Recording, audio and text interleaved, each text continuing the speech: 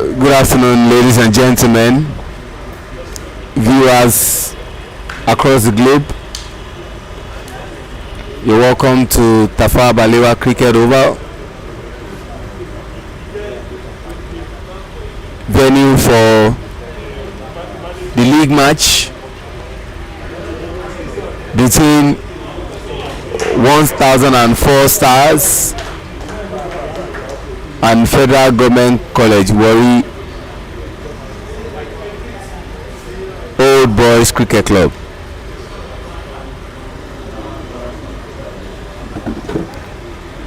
Call it a relegation dogfight.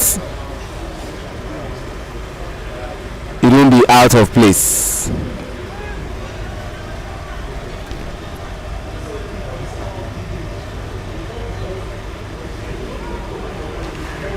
Currently on the league table,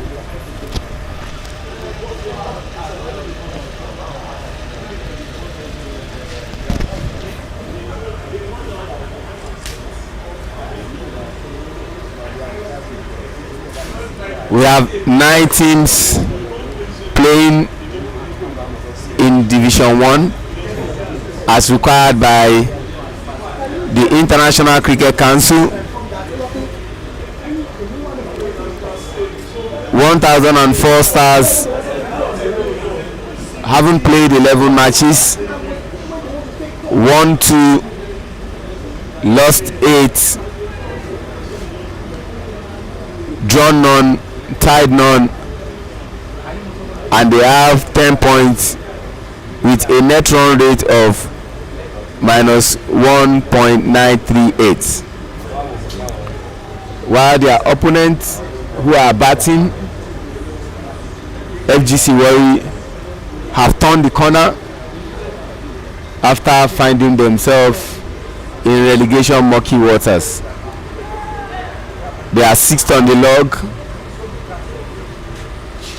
13 matches played, won 3, lost 8, drawn none, tied none. They have 16 points and they have minus 1.669, and it's an over. FGC Warri are batting and 1004 Stars are fielding, and at the end of the first over, just 1 run for the loss of no wickets. It's always a pleasure to have join me the lead commentator Abayomi, and my name is YISHAWU. It's an absolute pleasure and delight to be here this afternoon. Yeah, good afternoon everyone, and it's a pleasure to see the battle of the relegation between two sides.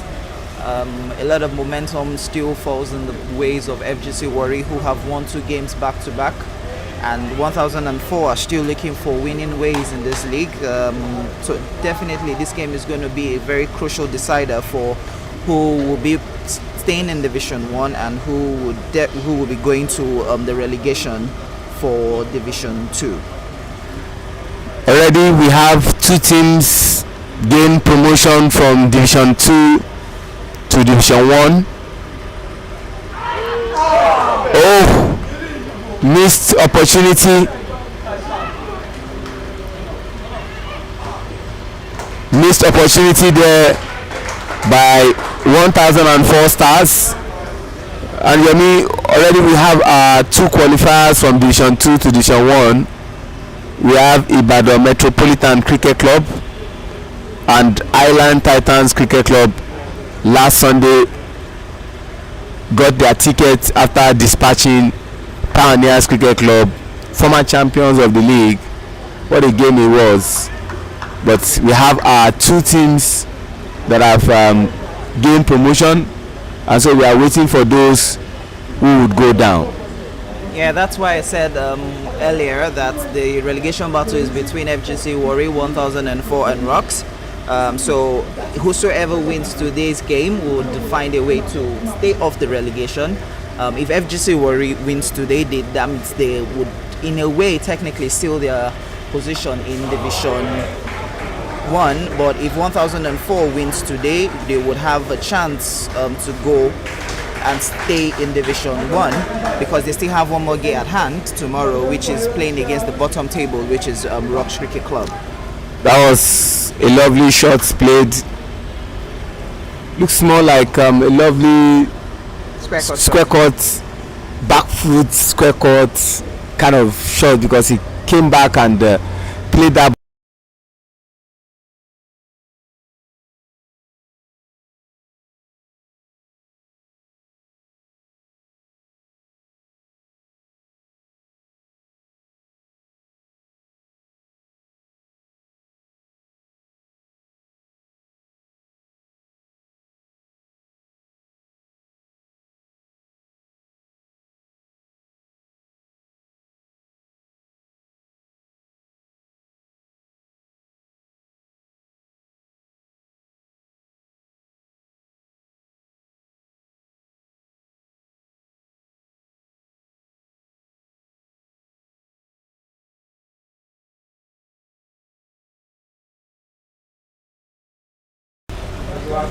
Well, we are joined at the commentary position by somebody who I'm sure was willing and ready to play, but unfortunately the game did not happen. And I'm saying there was a game that should have happened this morning between Ibeju Lekki Cricket Club, one, the defending champion, and Government College Ibadan Old Boys Cricket Club, but owing to the torrential rain, the game did not happen. And at the end of the second over, they are on 7 runs, approximately 3.5 per over. We are joined here by the former captain of the national team of Nigeria, Ademola Onikoyi. Onikoyi, good afternoon. Good afternoon, Aji. It's a pleasure. It's my pleasure to be here. How disappointed were you that that supposed title decider between GCI, your current team, and your former team, Ibeju, did not happen? Pretty disappointed because we had prepared and were ready to fight for the title, and the weather played its part and we couldn't have a game in the morning, so it was a disappointing one. Technically, Ibeju have not lost any game, and you have just lost one game because we are not part of the first game, which, not to be sentimental, it was an incomplete GCI side. But now that we have the full complement of both teams, force majeure happened. From indication and how the points are being shared, is it safe to say at the end of the day Ibeju will be crowned champions as things stand, except anything happens? Yeah, we still have a couple of games to play in the league, and Ibeju has got a few more games, and right now the way the table is shows, or I say indicates that Ibeju is top of the log, and with not to have lost any game yet, I'll say it is safe to say Ibeju should be crowned the champion, except if they had to drop 2 more games, then everything will now swing around. But for now, Ibeju stand the most chance to winning the league. We will still get to feel the pulse of Nigerian international and former captain of the national team, Ademola Onikoyi, on the expectations for the season, and if there is still an opportunity to get to face his former side. And if that's going to happen, it will be in a Super 4 format, which is not clear yet. But we are currently in the 3rd over. Abayomi, 4th over. One of the many issues of FGC, Warri, has been their inability to have what looks more like a partnership. Batters playing in through the innings and probably having stayed there till even after the power play.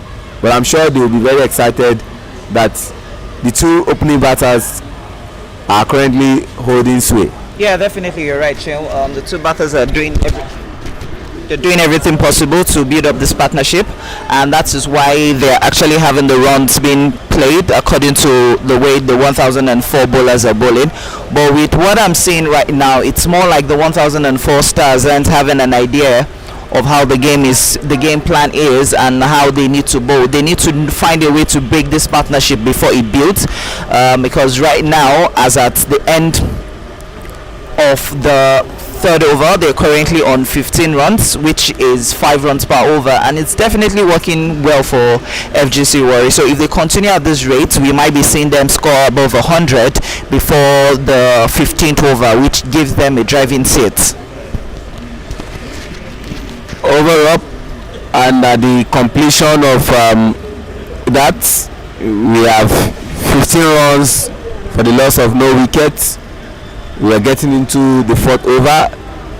Miracle, Solomon, and Isaac Oyemba are batting. The two bowlers are Manoj Gupta and Majid Khan.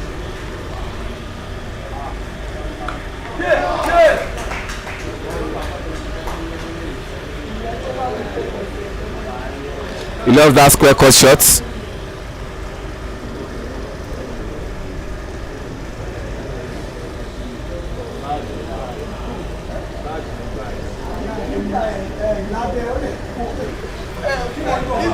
That was lovely square cut from Isaac Oyemba from Majid Khan.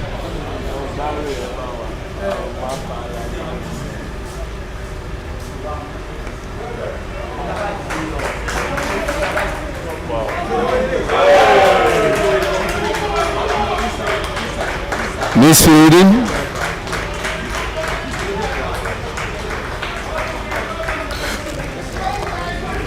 Well, the fielder had to go for his chances because there was a chance of run out, so he tried his luck. But unfortunately, he had no proper backup for that ball, so considered extra 2 runs. Oniko, were you surprised? Yes, like we say, cricket is biscuit and it could crack anyway. Prior to the start of Muga, we saw a shock, and that was FGC Warri beating Rising Stars Cricket Club. I never saw that coming. Did you see it coming? No, I didn't. It was a shock up to me and almost everybody, because Rising Stars, with the way they were going, and the way FGC was as at that time, it was expected that Rising Stars will have a walkover through FGC to be an easy game for Rising Star, but at the end of the day, it came out to be a win for FGC, which was surprising to everyone. And I think since then, FGC have been up to the task, and the way they play from that moment they defeated Rising Star has been top notch. They are getting their acts together and looking to stay back in Division 1. Looking to stay back in Division 1, according to Ademola Onikoyi, the one we simply call P4 for short. Wow. Oh, better bowling there from Majid. Allow me, we'll still get to talk about the last competition that took place here, that the bad teams from playing the CC League, the Honorable Bola Olusegun YISHAWU League, and I'm talking about the Women's T20 International Tournament. I'll still get to hear your other assessment, but what did you make out of that tournament? Yeah, it was a good eye-opener for the sides, most especially for the countries, and especially for teams like the Gambia and Ghana. They had the exposure that Sierra Leone, Nigeria, and Rwanda have been having in terms of female competitions. So it's definitely good. It's a very good one for both all the teams that played. But I think our focus now should be on this particular game because the way it's going right now, it seems alright. FGC Warri are making a statement really hard. They are currently 22 for the loss of no wickets in 4 overs, and Miracle Solomon and Isaac Moyimba are currently on both 11 runs each and building this partnership. So I think it's best that 1004 Stars find a way to break this partnership early on. If not, they would have a very tough one at the end of the day, because you still have the likes of Emmanuel Okudili, you have the likes of Salim Salah, who are still yet to bat. So it means if these 2 batters can stay to the end of the 10th over, it's going to be a very tough call for 1004 Stars. But 1004 Stars trying to change the bowling tactics now, coming in with a spin, and they are bringing in a spinner from the pavilion end, and it's going to, the big question is, can this spinner change the break this partnership between Isaac Oyimba and Miracle Solomon, and then bring in a fresh batter in for FGC Warri. 5.50 is the run rate, and at this stage, except any test score at the end of 20 overs will be 110, which is really a mean score if you look at it based on how things are. But we wait to see what happens at the end of the day. New bowler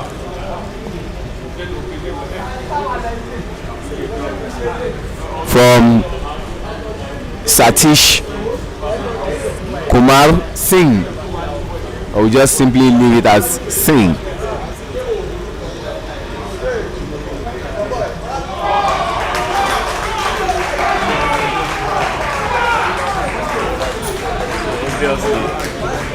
Obviously, the best shot for this guy is the square shot, square cut. So, and these bowlers are actually serving him his meals. So I hope they will adjust, because they are leaking runs at this rate. And the fielding is also a bit of worry. Onikoyi, you are vastly experienced in cricket.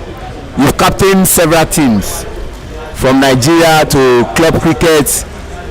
As a captain, if you are not the one bowling, knowing that they seem to be confident with the square cut shot, what will you be telling your bowler? Well, I will ask him to bowl up, make him drive, allow him to play on the drives. And if my bowler is not confident bowling such, I will rather protect him more on the cut shots. Yeah, bowl on. If you are consistent bowling to the batter for him to cut, then I will have the deep point, and the third man will be squarer to go towards point. So instead of having the third man almost at long stop, so I'll make sure there's backward of point, deep gully, backward of point, the deep point, just to protect him. Expert analysis there. We are currently in the 5th over. Miracle Solomon and Isaac Oyimba still batting.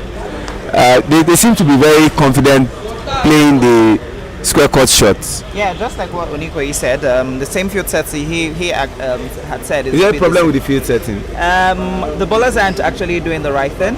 That's why it seems like it's a problem with the field setting. I'm sure the game plan was to probably bowl it foot stump line, allowing the batters to drive towards the covers and point area, but giving it too much weight and allowing the batters to play the square cut, where you don't have protection at backward point, and also at there's a straight of fine third man.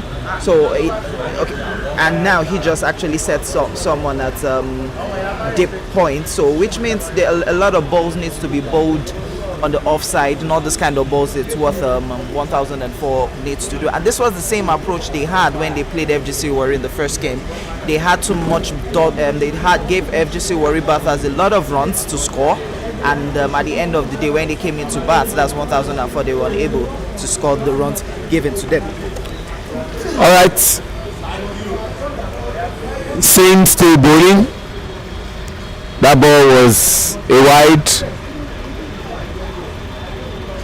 But Oniko, you have to say that the two batters, Isaac and Miracle, have scored with their bats. And as much as you want to say they have scored with their bats, you also have to give credit to the bowling side because they have really bowled a leg side ball. They are bowled on the offside. So they are really playing on the offside. I'm not seeing too much of drives. I've seen much of square cut shots. Yeah, the way the bowling is looks more disciplined on the offside, and now it's a length that they need to really work on. The line seems to be okay, but the length they really need to work on the length. Make the batters go more on the drives and see how strong they are on the drives. It's obvious one of the batter is very strong on the cut shot, which is the one that is facing now. So it's obvious he's very strong on the cut shot. So that's Isaac. Isaac, yeah, very strong on the cut shot. So they want to cut that off because they had leaked a lot of runs through the back foot shots. So now we'll see. It's a new bowler right now, so we'll see the length. Yeah, same thing. Majesh Manian is the one coming from the Court of Appeal end, and 28 runs for the loss of no wickets, 5 overs gone, 5.60 projected score. Yeah, that's a bit. That's 5.60 per over, and the projected will now be 112. Yeah, for a T20 game, I think it's still a low score because a low total. It's a power play, and you as a batter you had bowlers bowling these areas for you, and you are not utilizing it. I can't really fault that because that is the level at which the batters are. So at least for them to be doing over five runs and over, it is still something. At least they are trying to pull up many runs, and the bowlers are as well disciplined with their line. The batters just need to do something to make sure the runs are higher than this. The run rate is higher than this, because if they continue at this rate, the runs at the end of the innings will be less than 120. So seeing this bowler now, see the areas is bowling, the batter needs to, is still struggling to what the bowler is doing. So you really need to watch and find solution to it as soon as possible, because you can't be picking up dots as much as you are like this. Majesh Manian coming from the Court of Appeal end.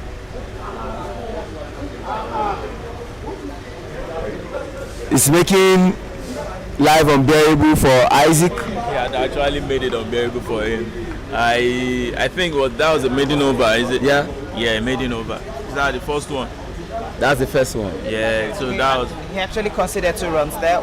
First ball was a run, and the second one was a wide. So, but after that, he all had dot balls all through. All right, but very, very good over. Very good over. To think that at the 6th over, you have someone getting just 2 runs. 2 runs. It's in a power play. Yeah, it's quite commendable. And you talked about power play. Quickly, let me take you back to Integrated Polytechnic Regional College.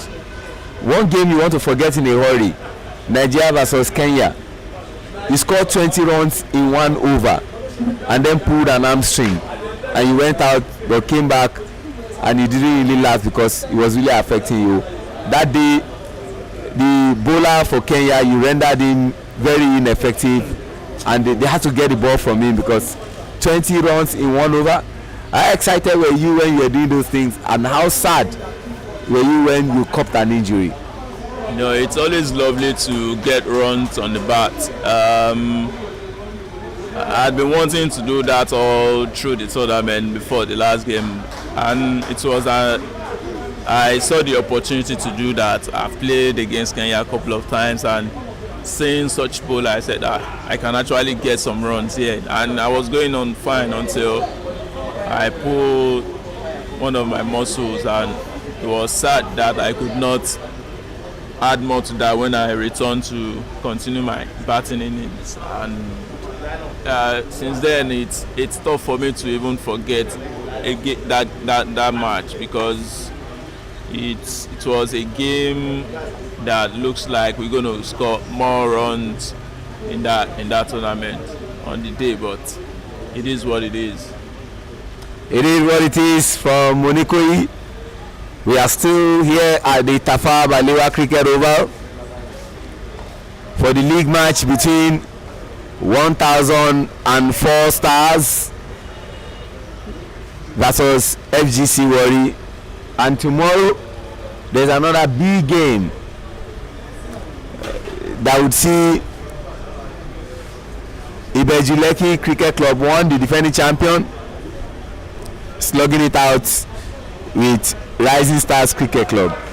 Rising Stars don't want to suffer back-to-back losses because they've not played a game since the Nuga games, and Ibeju don't want to suffer a loss. So who will blink first? That's a big question. Yemi, we are back seeing playing. That's lovely. That would go for 4, except a miracle happens. Definitely you're right, Sheo. That's you need to sometimes comment my projection. You don't give me the props that I deserve. I said it. All right, Sheo. Kudos to having the premonition that would go all the way to the boundary for 4. But nonetheless, the game, the way the fixtures for this league is, this weekend is the clash of the titans, like I love to call it, the battle for the top and the battle for relegation. It was quite shameful that today the weather didn't allow us to see the first game, which was between GCI and Ibejuleki, which is one of the oldest rivalries in the country right now. But tomorrow is going to be a very tough one, because tomorrow is going to be a very huge chance. With the way it is, GCI are still currently top of the table. So if Rising Stars do defeat Ibejuleki tomorrow, it still makes the league quite open, and would find a way to slip the title retainership from Ibeju away from them. So it's going to be a very good, tough one for them. Thank you very much, Yomi. And 26 runs for the loss of no wicket. The run rate has 33. The run rate has dropped. You have to say the run rate has dropped. Current run rate is 4.71, and at this stage we'll get to 94, which is not really the score that you want. We are back to the Court of Appeal end. Onikoyi 4.71 from 5.60. Run rate dropped drastically. Yeah, I was talking about having an increased run rate, and now it's dropping every over. So I hope from now they will see it and step it up. I also hope the batters are looking at the scoreboard and calculating as well. It's not just for the people on the bench or just for us to look at. It's their game as well. They need to look at the scoreboard and find a way around it. They need to push up the run rate right now. From now, they cannot. That's a quick one there. So they cannot afford to let it go below the run rate that they are right now. They need to step it up. Yeah, I would love to see FGC Warri see how they can fight their way out of this bowling introduction by 1004. The two bowlers first change that they've done had actually tremendously dropped down the run rate, and you could see that FGC Warri, very lovely pull there. That is what we call one of the top class shots you will get to see in the league. Miracle had this time, saw that ball right from the hand of the bowler, waited for it, and then picked it off the bounce. Those are the kind of shots that I know if it was Onikoyi that played that shot, you definitely will be fetching the ball probably at the parade ground. So Onikoyi's shot, he's got variety of shots, but from the half volley shot to the pull shot, then to the square cut and the drive. But which is your best shot? that anytime you play that shot, you feel excitement inside of you? Not just the square cut shot. Before he answers that, not just the square cut shots. I've seen Onikoyi actually play the lofted drives, and the way he plays it as if he's just enjoying himself in the middle. So I wonder which one he's going to pick as his favorite. Yomi, but I asked Onikoyi, I didn't ask you. I was asking Onikoyi, which is your best shot? You have variety of shot, but which shot do you play that inside of you feel excitement? I think it's the slug sweep. Yeah. He's played that severally. And once he gets going with that, there are ways I go with the slow sweep, and immediately from the bat I feel relaxed and I enjoyed it. Like, no, I actually hit that. Then I'll say the lofted drive and the square drive. All right. But just a quick question, Onikoyi. This season you've tend to struggle more with the. I may be right and I may be wrong. You tend to struggle more with the balls that swing in very late. At first, you get to see the line from the bowler, but along the line, you tend to like put your face away from it. Is it a technical correction that you think you need to work on, or you just feel you're not probably putting your foot in line with the balls and you're getting to just misjudge the line? I'll tell you that it's something I'm struggling with, and it's actually one of the things I'm trying to work on, because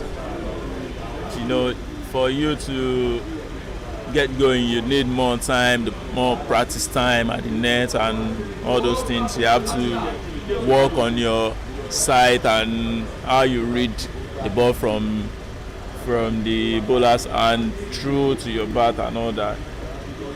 And the side screen as well have played a major role in that, because if you actually check, I'm not the only one that have been losing sight of the ball at the last minute.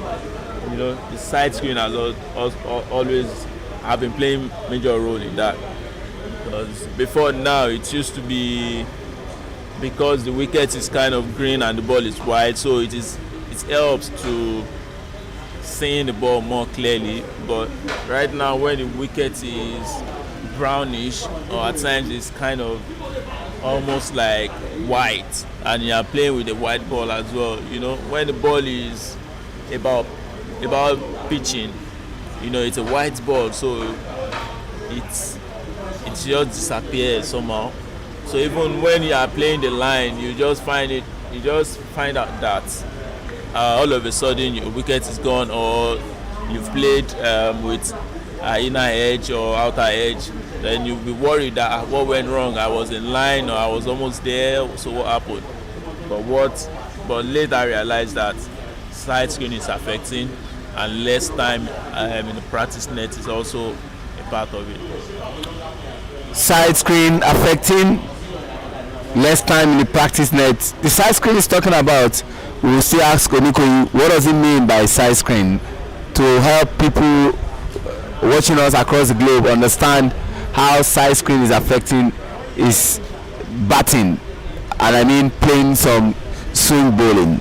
39 runs for loss of no wickets, 4.88 current run rates, and their projected score will be 98 if they keep at this rate. They need to step it up. And Harpreet is coming from the pavilion end.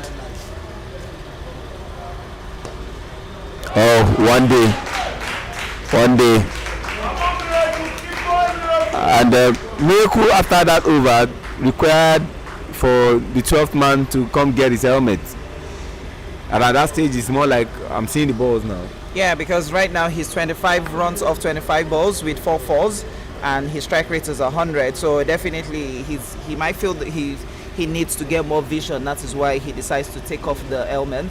And Harpreet's bowling it's deep into his bat is giving him enough time to slug. And I'm looking at Harpreet's field set, and he has a long on, a long off, and now he's just officially set in mid wicket, which should have been what he had done. Good running in between the wicket by Miracle and Isaac Oyemba. Just like I said earlier, 1004 needs to find a way to break this partnership that is building. If they don't break this partnership now, it's going to be very, very costly for them towards the next 10 overs that FGC Warri will be having? Expert thoughts, expert summation from Abayomi, better bowling from Aprit. We are currently in the 9th over, and for you, Onikoyi, at what stage will you tell these batters, guys, start hitting out because you need those runs? It is now. They should. From now, you've got 10 wickets at hand. So what are you doing with it? This is the 9th over, and you are still blocking, or you are still playing defensively for what?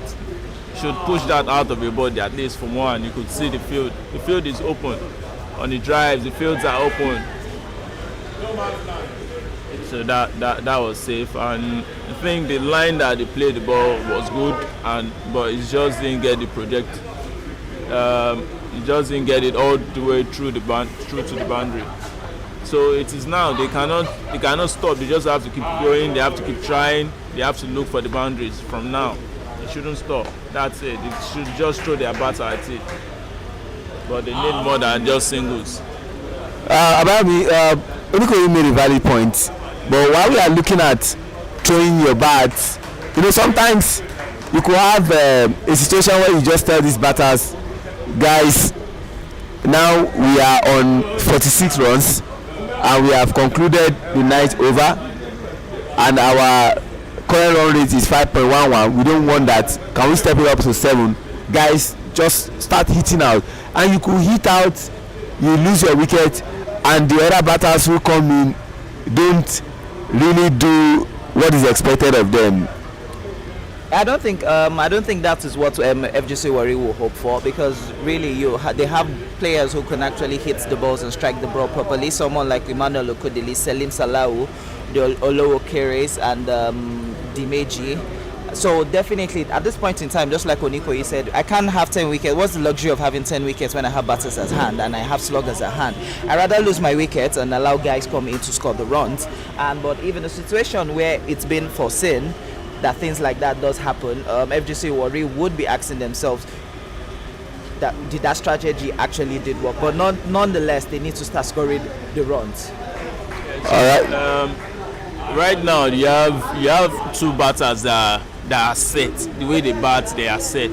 But it's just that they are not going after the bowling. This is the 3rd over. This bowler will be bowling to them. So, and by now they should know what the bowler is doing. So they need to get behind and hit the ball. Look for the boundaries. It is not because you have 10 wickets at hand. What are you doing with it? It is the 10th over.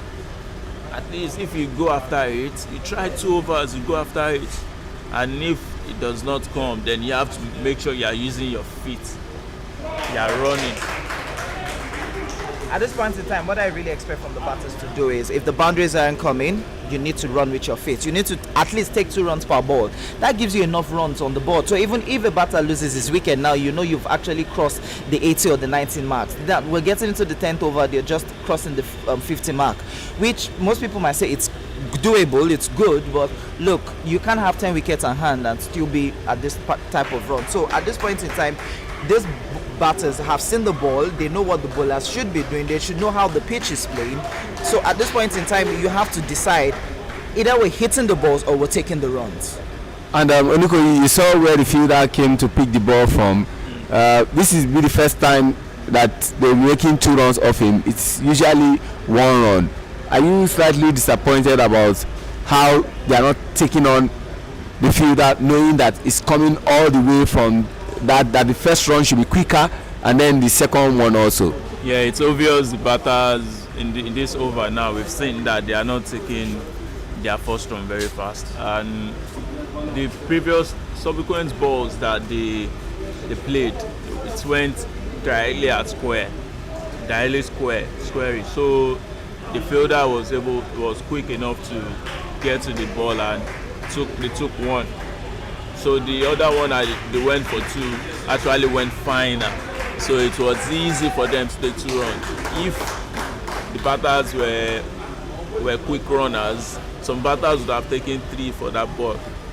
So if you just check the last ball that they played just now, they lazily did the 2 runs, and the youngsters like this, they should be on their feet and be up and doing. They should be running as quick as they can. Running as quick as they can. Manian still bowling from the Court of Appeal end. Like that, now that's a single. That's a single. Take the risk. Are these batters tired? I don't want to say they are tired. I don't want to say they are tired, because it's just this is just finishing the 10th over, so, and they are still young. They shouldn't be tired by now. The previous over that we just witnessed had just 6 runs being played there. That is technically 1 run per over, and I would have expected. Or you say 1 run per ball? Sorry, 1 run per ball. I would have expected it to have been probably around the 10, 11, 12, 14 mark. That would have probably projected a lot of runs on board, because right now they are 52 for the loss of no wickets after 10 overs. And now, at first we thought the projected run rate would probably go above 112, 120, but now with the way they're going at 5.20, it's probably going to end up at 104 runs. So I wonder what the information would have been that they would have passed to the batters, either to now start hitting the balls and or take the singles quickly. Let's forget about Creek Heroes. Yes, is the appropriate site that will give us a projected score. Let's talk about reality. After 10 overs, 52 runs. The next 10 overs, what is the projected score that you are setting for FGC? Looking at their batting lineup, I will give them 70 runs in the next 10 overs, because in the next 70 runs, because this pair will still, with the way they are batting, looks like they will still hit up 5 more overs. So if these batters bat for the next 5 overs, obviously they will still do at least 5 and over. So let's say they lose their wickets in the next 5 overs, and we have new guys in. Those ones will need to play few balls to play, so that they can get going, except if today is their day and they started scoring runs from the bench. But it doesn't look like it. That's a beautiful one. That's a beautiful one. We waited and he smashed it down to deep square where we had no fielder. So now that should inspire him and make him to go after the bowling. And you say that you should be able to do 8 per over with this stage. Now you scored 4 runs off the first ball, 5 more balls. It is too short. It's too short, Shehu. This is the 11th over. It's too short. At this point in time, they should be projecting 11, 12 runs per over. In fact, you should be going at every ball right now. You shouldn't be holding back your strike. And extras should not be inclusive. Exactly. You need runs off your bat as well, because the extras might not even come, because in this game they bowled pretty much into the line of the batters, and this is what I've been thinking of. FGC Warri, Miracle and Isaac need to start popping up the gas if they really need to score the runs, because right now both of them have put up a partnership of 58 runs, and Miracle is on 32, Isaac Oyimba is on 24. So I don't know what is really holding them back. They really need to start getting the runs. So now I think that's what they're trying to do. That's what they're trying to do. They're trying to pop up the runs right now. So, but they need to be sure of what they are doing. Yeah, definitely. Yeah, they need to be sure of what they are doing. You're going after the runs, and at the same time, you are the man that is in. You need to go after it and be disciplined about it. One thing I've seen with these batters is after scoring the boundary, they tend to nudge one for the next person. This is T20 and you've got 10 overs to play, and you score 1 boundary and you are giving strike to the next person. If the ball is there for you to go after, you go for it. If you get caught at the boundary, so be it. If you get bowled, so be it. Let someone else come in and try.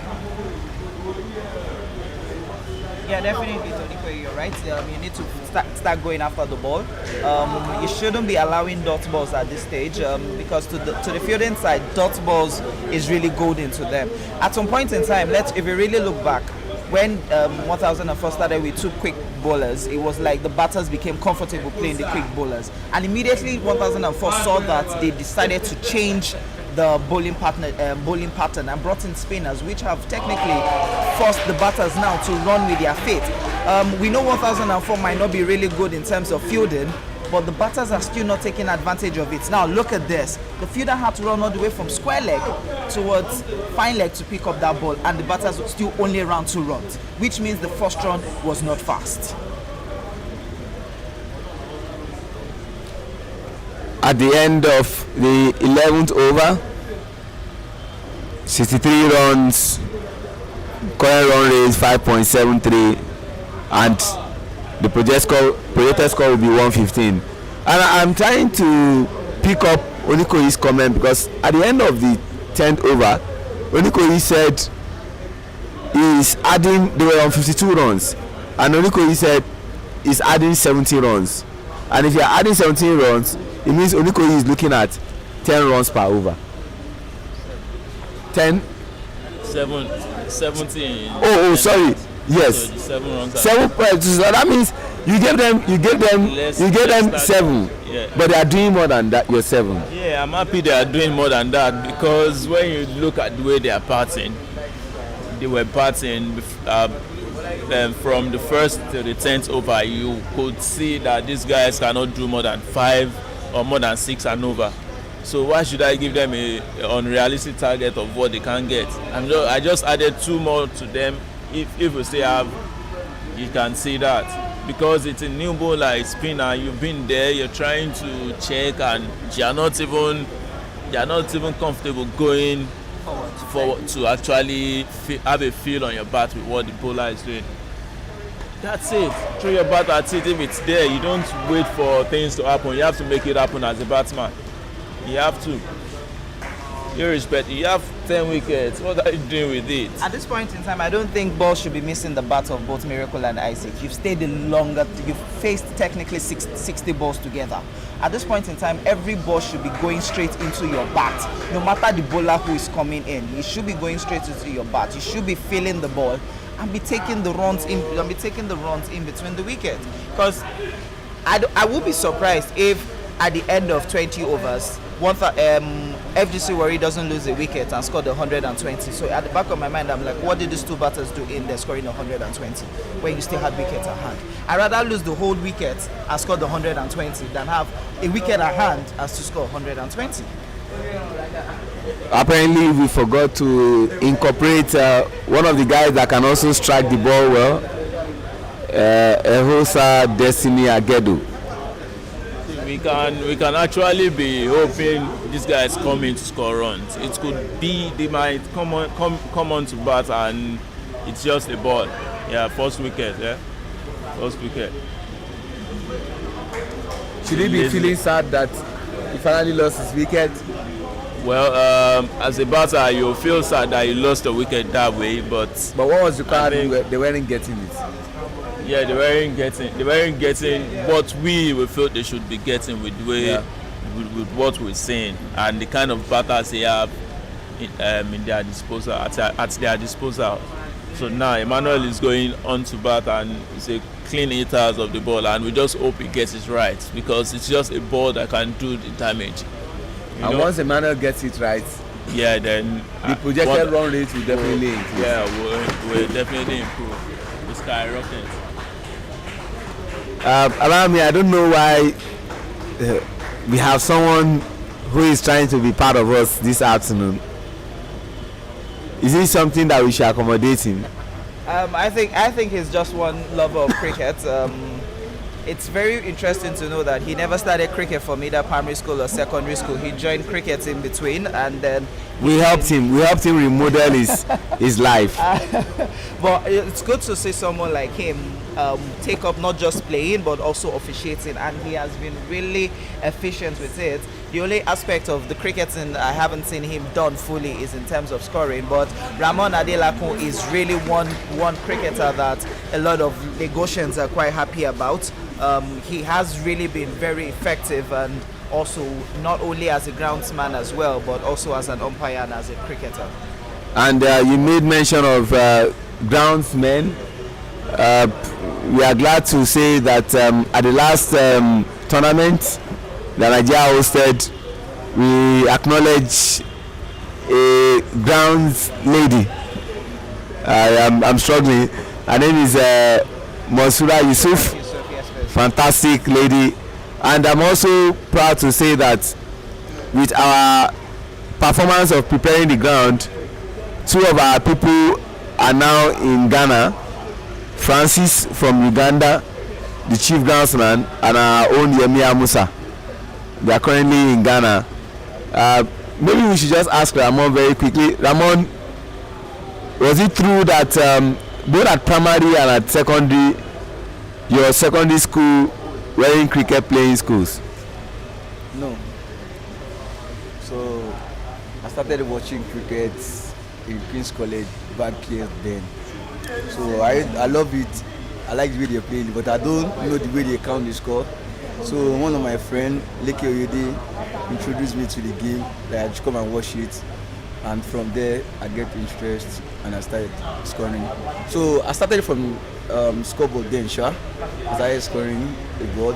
From there I have interest. I start playing for Ibeji. Who taught you how to play cricket? Leke introduced you to watch the game, but who taught you how to play cricket? I think nobody. I just watched the way they are playing, and from there Nobody really said, okay, hold the bat like this, do this. Nobody. No. What's your specialty? Bowling, batting? Both. Both. Yeah. Which one do you love the most? Batting. All right. We'll hear more from Ramon Adelakun, one of our finest umpires in the CC League, and 12 overs gone, 66 runs on board.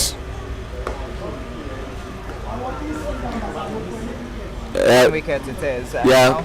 With Emmanuel on strike. And that was a wicket of I think that was Isaac.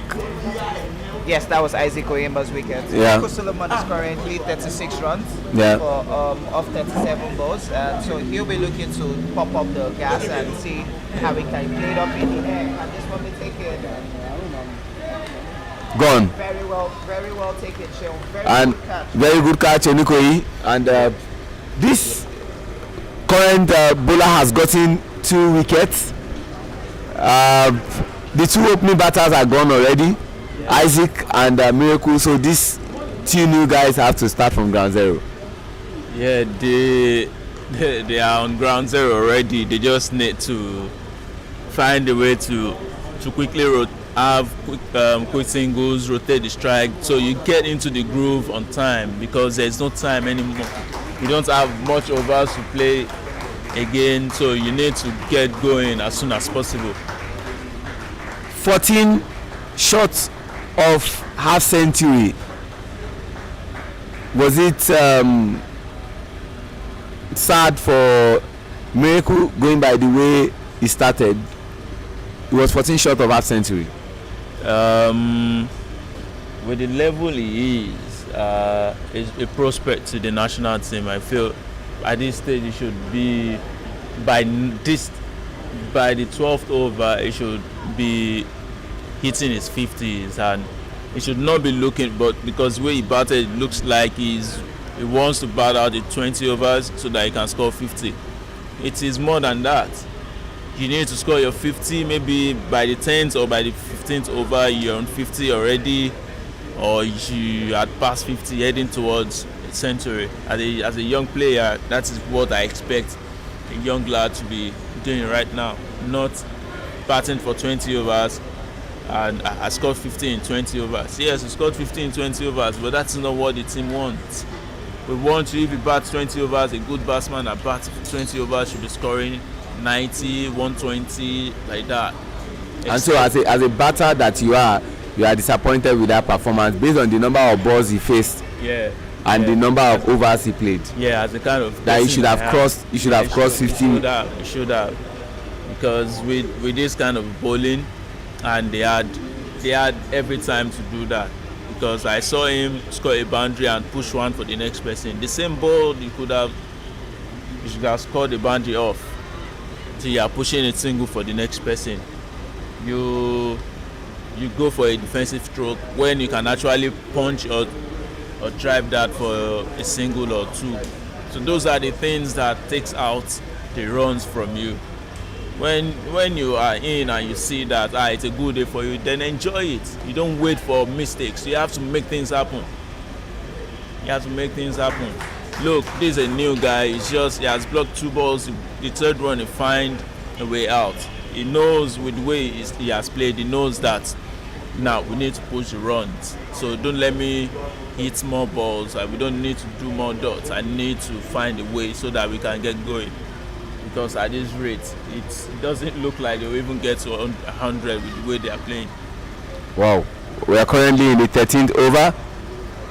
And Oniko just made a damning statement that with the way they are batting, except something happens, we might not get to 100, and that would be very shocking to see. I don't think it will be shocking to see, because 3 of us have been able to establish the fact that the 2 openers at some point in time just decided to hit the brakes and not score the run. So Onikoyi is definitely right.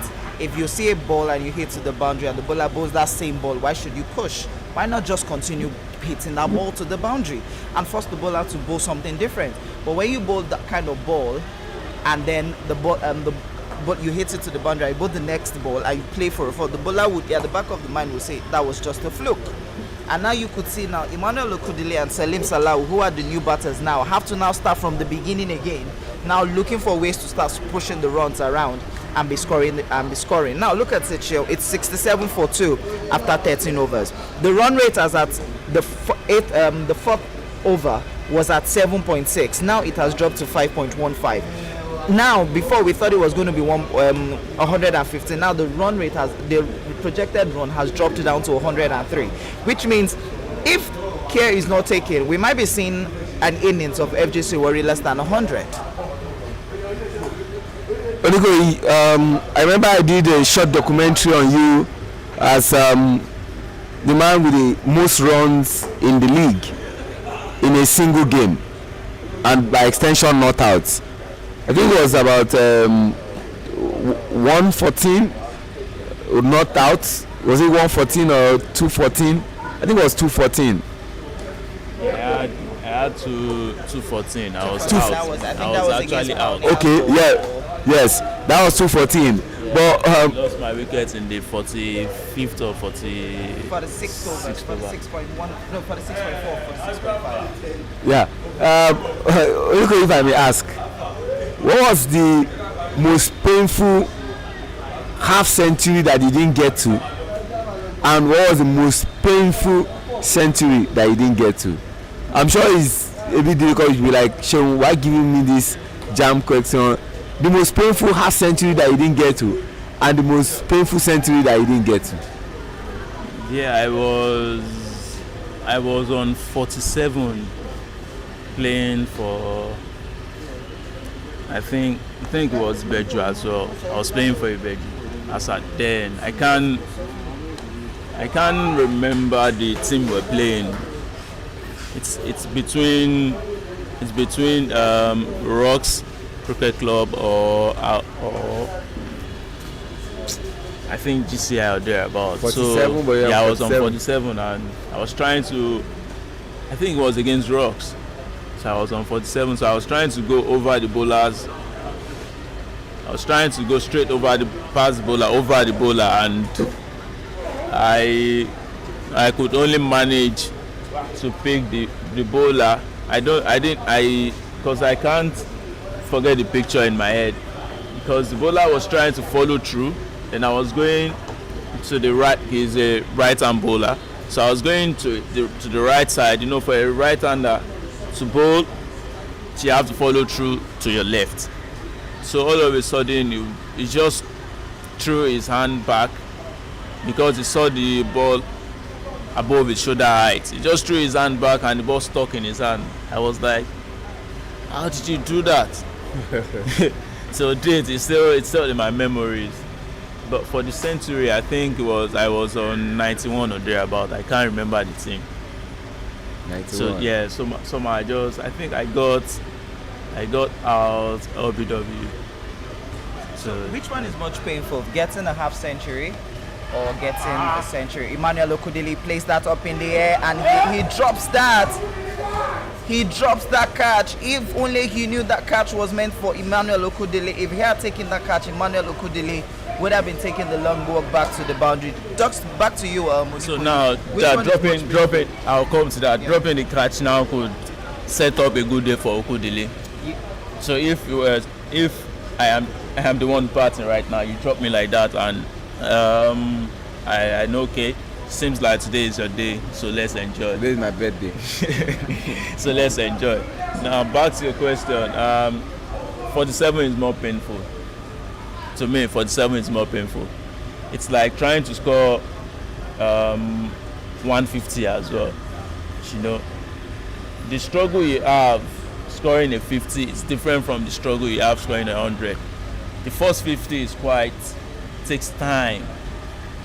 The first 50 takes time, not in T20 but in ODI, 50 over game. The first 50 takes time, but once you cross the 50, it's as if the bowlers are not doing anything. They are just tossing the ball at you, but it's the same pace they are coming. You're just finding it easy to go after the bowling. So the first 50 is quite difficult, and I always find it difficult. But the next 50, which is 51 to 100, looks much easy to get. So if I get out at 40, it's more painful than me getting out. Is that? Yeah, it's gone. It's gone. Emmanuel is gone. So like I said earlier, that it's just a ball. But Onikoyi, does he really confirm? And this question is for both of you, Onikoyi and Abami. But Onikoyi will respond first. Does he confirm my statement that while we are even praying for the duo of Miracle and Isaac to lose their wicket because the runs weren't popping up, that sometimes they could lose their wicket and this could be a spiral effect, but in a negative way where wickets will just be tumbling? And since they lost their wickets, I mean the two of them, how many runs have been added to the already existing runs? Because Abayomi will help us understand what was the runs when the two of them were there and what's the runs now. So I'll say they just lost one wicket after the two openers have been out. This is the third wicket right now. So it is one of those things, you know, when you have openers that have taken that loss of overs out of the minimal overs that you have. 20 overs is short. And as an opener, you've batted for 12 overs and you still have less than 100 on the board. You are not even close to 100. You have less than 100. It's a pressure on the incoming batters because they won't want to take more dot balls. They will want to get the runs going. They want to get the ball kicking. So that is what they are doing. They are trying to get the ball ticking and they are trying to force the shots. And these are the things that the opener should have done. If these guys had seen like 100 plus on the board, they will be free to do things, because the Emmanuel that just lost his wicket right now is a good batter that can actually take game out of 1004, but now he couldn't do it because he was trying to force the runs. So this guy is in now. Erosa is in now, so we'll see what he can do. He also can be destructive at times, so we just hope it's one of those days for him as well. All right, and for you, Abayomi, I'm sure you have the stats now. At the time Isaac Oyemba and Miracle Solomon were batting, and what it is now. When Isaac and Miracle were both batting, they were 66 runs on the board. When Emmanuel and Miracle were both batting, they didn't score any run, they didn't create any partnership. And when Emmanuel and Salim Salah, before the loss of Emmanuel's wicket, they had just 3 runs. So between the space of 3 wickets, FGC Warri had only scored 3 runs. Wow. Abayomi, I said wow like an ambulance. Yeah, I understand the fact. But we've been able to say it. If at the end of 20 overs FGC Warri can't score 150 or 145, then there's no essence why those two batters who were there earlier had to hold on until the 10th over to score those kind of runs. Egosa, a much needed boundary for FGC right now. They need more. They need to do more of those boundaries. They need to find a way to go about this. Yeah, but the question there is, when the boundaries aren't coming, run with your legs. We saw the way Emmanuel's approach towards his innings was. He wanted to blast out every ball being bowled at him. But what I felt he should have done was... That's the pressure you get from the onset. If you have guys that have taken 12 overs away from, and you're looking at your score, that's more pressure on the new guy in. They will want to go after the ball, but he lost his shape. If he had not losing his shape, it would have been a serious massacre for 1004. Okay, we are currently in the 15th over, and for me, and from the commentary position where my humble self, Abayomi and Ademola Onikoya, I think Abayomi is asking for too much. The 140, 150, I don't know where it's supposed to come from, based on the tidy bowling that we are seeing even at the business end from the bowlers. It just shows to me right now that FGC Warri as a team hasn't understand the fact that Rising Star 1004 discovered that the batters are very comfortable with the quicks. They decided to cut off the quicks and bring in medium pace and spinners, which have drastically dropped down the run rate for them. And I'm sure Rising 1004 will be telling themselves, look, if we can keep this side under 100 or probably 110, they will be happy with that, because that will be a very easy run chase for them. But let's not forget, FGC Warri also has a very good compatible bowling department as well. We have come to the end of the 15th over. The current run rate is 5.00 exactly, and at this stage 75 for 3, we will have 100.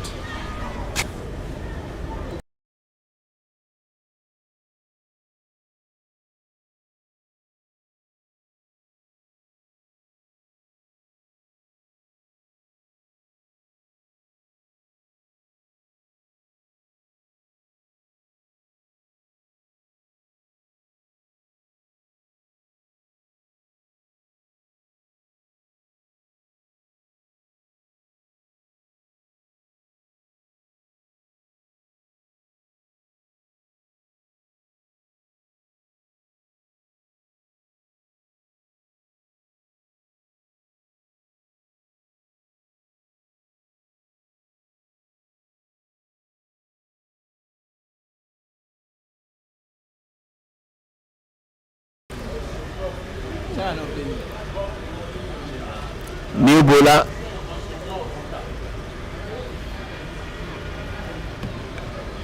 Definitely is bowled before. We have Nikhil Sharma and Ale Sharma or Ajay Sharma. Definitely it is Nikhil Sharma. He's the one bowling from the Court of Appeal, and his first ball is a white ball, and has taken FGC Warri's total to 76. And now you could see Selim Salahu and Egosa trying to get the runs. Both of them play their trade in Edo, so it's more like they know each other. But the big question is, can they push FGC Warri to the 1885 mark, that's scoring 10 runs in this particular over, so that they'll be able to know that they would cross the 120 before the 20th over. Sharma coming from the Court of Appeal in the 16th over.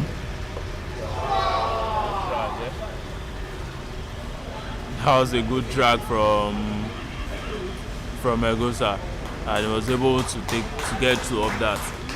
It's good to see you do things. The fields are open for you. The bowling is there for you to go after. Then find a way. Got 77 in the 16th over. Egosa looks like somebody who is coping an hamstring injury. If you see how he has been able to find the man, oh, he missed it. That's not bad. That's 6 runs already. Yeah, it's 4 runs. as declared by I think Yeah, it was 4 runs. one So bounce for. that's 6 in 2 or 3 balls now. Yeah, Yeah. definitely six. Yeah, so 2 runs to deep square and 4 runs to cow corner. So if he's struggling with a hamstring, then he should keep playing the way he is, because he can't run.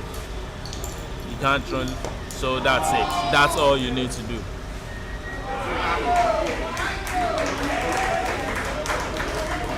So that's all you need to do. I think he's really having a wonderful time with Nikhil. He's having a wonderful time with him. I'm injured with hamstring. I cannot run. I'm not, from this position saying that is what it is, but I saw him struggling a bit when he was trying to run. I didn't say but I'm just saying I saw him look like somebody who was having an injury that was dealing with. It could be it, because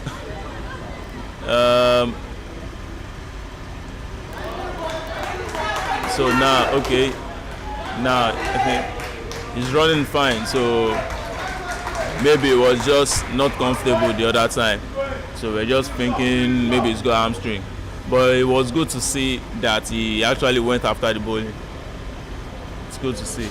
And from this position, I'm sure Nikhil will be saying, I gave him too many chances. Oh, finally he's lost his wicket. So it was a quick fire there. I think he got about 8 runs in that. No, is it 12? Yeah, that's about 12 runs in that over, which is what they need. They needed more. They need to do more of that. You just hope his SLA gets it going right now, and who is the next batsman in. You just hope he gets it right, and he as well can. He's more of a driver of the ball, so just let's see what he's going to bring on. Abayami, finally Elsa is gone. He was trying to push the run rate, jack it up, but he lost his wicket eventually. Yeah, he did. He was just a little bit impatient. I think that particular shot, he should have just driven it on the ground, and then it would have beat the infield set by 1004. But that firepower has really been been very helpful to his side. I visited that they should have gotten 85, but now they're already on 89 runs, which is a very, very good over for him there, and a total of 14 runs was actually played in that particular over, which is definitely what FGC Warri, but now they have lost their Gosa in between, so it's going to be a little bit of a call for them, as they are currently 89 for 4 after 16 overs. Selim and Odion batting, they need to start from ground zero. Can they push the run rate up? I think his first name is Odion. No. Yes, please. Odion is SLA should be his first name. This is essentially there's this other name. Odion is for Ugele. The Akiri, yeah, Akiri is SLA. Yes, he is Akiri SLA. Oh, okay, sorry. Like we have Taiwan Kehinde in the west. In their own part, in the south is Odion and Akiri. The twin is Odion and Akiri. At this rate, I don't think FGC Warri might probably get 120. New batters trying to flash at the very first ball. Aniko, big question to you: if you're just coming in fresh and this kind of situation, should you start hitting from the ball, or you just need to first feel around, push around before you? We don't have the luxury to push around. If you are the kind of a guy that loves smashing the ball, you have to make sure you get behind, keep eyes on it, and you smash it. Because already from the bench you are warming up and getting ready, you are knocking around and all those things. So you get yourself into the groove from the bench, not when you get to the wickets that you start getting yourself into the groove. Because you have less than, this is the 17th over. Yes, sir. So you have to find a way. You've got 3 overs to go. 3 point something overs to go. You have to find where you need runs.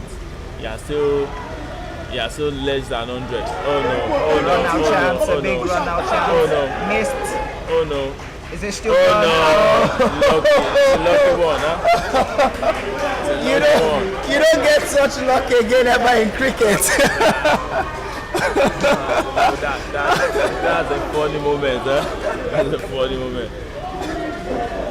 I wonder why he didn't trust his partner's call. That was obviously. In early into this innings, there was a ball that hit one of the openers' thigh and went to the side, and I said one. It's almost the same thing. It's almost those balls, because keeper is a bit far. It needs to come up to the wicket to pick like 15 yards.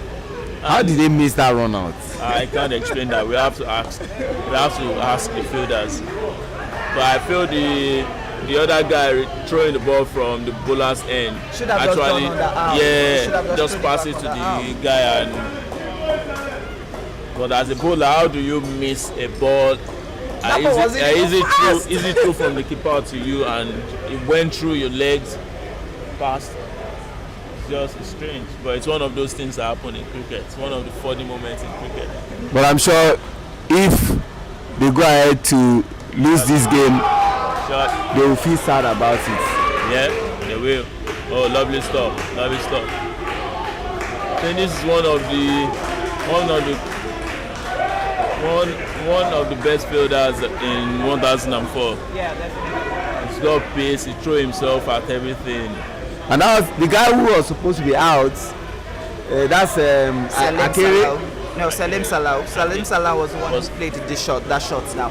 I think at this point in time, Salim Salah understands that his team needs to score runs, and that is why he had to take that risk, even though he was quite lucky that happened. And now you could see he had an approach and understood the situation of the thing. They took 3 runs now, which means he's now on strike, keeping Akere Cecily off strike, which means he's counting the balls. He knows what's at stake. He knows what needs to be done. Looking at the bowling of FGC, the bowling of FGC and the batting of 1004. You've seen them couple of games. Olukoyi, what score would you say FGC will post that will be difficult for 1004 to match in the second innings, because who they bowl the bat? Yeah, with the way the wicket is playing, I think FGC needs to get to about 130 to be safe, because I've seen a few of these 1004 guys with strong arms and who strike the ball very long. So with FGC's bowling, it's just a matter of these 1004 guys targeting 1 or 2 bowlers which are not that quick, and go after them for the big overs. Go after them. We are currently in the 18th over. We still have our guest here, guest umpire. We call him Ramon Adelakun. We still have him very much around, and we'll be asking Ramon, when will you be quitting cricket to focus on umpiring? Because I see he loves that umpiring job so much. Oh, lovely square cuts, lovely. And sometimes you feel pain that a batter that you give a second life eventually is doing damage to you. It's not a good thing to see, when you miss a chance and the person you miss getting out is now scoring runs. It's not a pleasant thing to see. We'll be asking Ramon that question. Sure. Oh, that's a no movement. Ramon, you seem to enjoy umpiring these days even more than playing the game. I put it to you, when will you officially retire so that you can focus on your umpiring? So for now, the way I love officiating is the way I love playing as well too. but I think I give myself maybe 2 years more. I'll stop playing and I'll focus on officiating. What was the attraction to officiating? What was the attraction? What made you say I love to umpire? So the way the umpire used to dress and the way they have, like if they give decision, you have to just respect that. Yes, exactly. So I love that. So that was like, I think I love doing this stuff. So when I started, normally I started officiating school leagues and in the Indian games. So from there I have the confidence. Like, so I don't know any game they give to me to officiate, I'm already. So that is why I love officiating. But maybe 2 years or 3 years, I'll stop playing and I'll focus on officiating. Damon, just one word. Who introduced you to, who in Nigeria, who is that umpire that you look up to? And in the world, is there any umpire that whenever you see him take his decision, you are always very happy? So in Nigeria, I think it's Warri. I love the way he officiates. But international, I just love everybody, sha. But it's not, I don't have one particular specific person. But in Nigeria, you love Warri. I love the way he officiates. And you consult Warri Adekoya from time to time? Exactly. All right. I love Warri Adekoya. 18 overs gone, 105, 2 more overs. Finally, they've gone beyond the 100 mark. Yeah, but it's definitely too late. It's Well, you are saying 130, so that means they need 25 in 12 balls. Possible? Nah, I can't speak for them. Doesn't look certain. Okay, this is 2. And this was what we were expecting from Miracle and Isaac back then, that there's a way you harass a fielder and the fielder will be making mistake. Yeah, it's the first run. You need to take it fast. Even if you are not taking the second one, you take the first one fast. So the fielder thinks, these guys are trying to steal a second. That was the top edge, but it looks safe. Huh? The fielder does not bother about it. Just want to pick the ball and return it. So if you have such fielders, why don't you enjoy yourself around these people? Just make sure you find the gaps, they run and get the ball. By the time they are returning the ball, you must have completed your second or your third run. And that's 4 runs from 2 balls. Yeah. Which still have 21 in. No, that means that it's a bit doable if they continue at this pace. They still need a boundary to it. This is 5 runs from 2 balls. The extras are just bonus. They need the runs of their bats. But we were looking at 25 for them to get to 130, and so if they do 2-2 for 6, that is, they have 12 plus this extra, that's 13. Yeah. So now that's just 1. See, so it's 6 runs with the extras. It's 6 runs from 3 balls. From 3 balls. Look, I'm not trying to be racist. I found out that of all the Indian teams playing in Division 1, and about me, I need your opinion on this. 1004 Stars, Lagos Asians Cricket Club, and Rising Stars Cricket Club. You want to say that Rising Stars Cricket Club look like the team that fields better? Maybe because they have some Nigerians in them that, to be honest, the Indians don't really like to field. They just like to bat.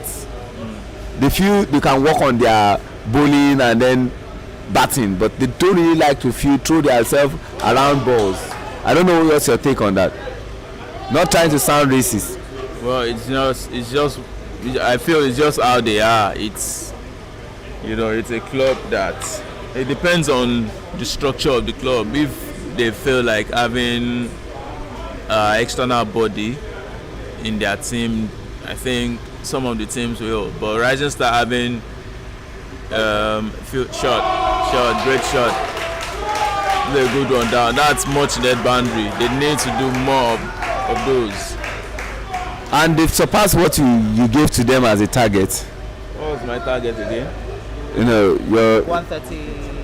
You said what? 130. No, Onikoyi did not give them 130. I said Onikoyi gave them 122. No, no, because they were on 52 runs after 10 overs, And so Onikoyi said, I'm expecting 70 more for the next 10 overs. So 70 plus 50 will give you 122.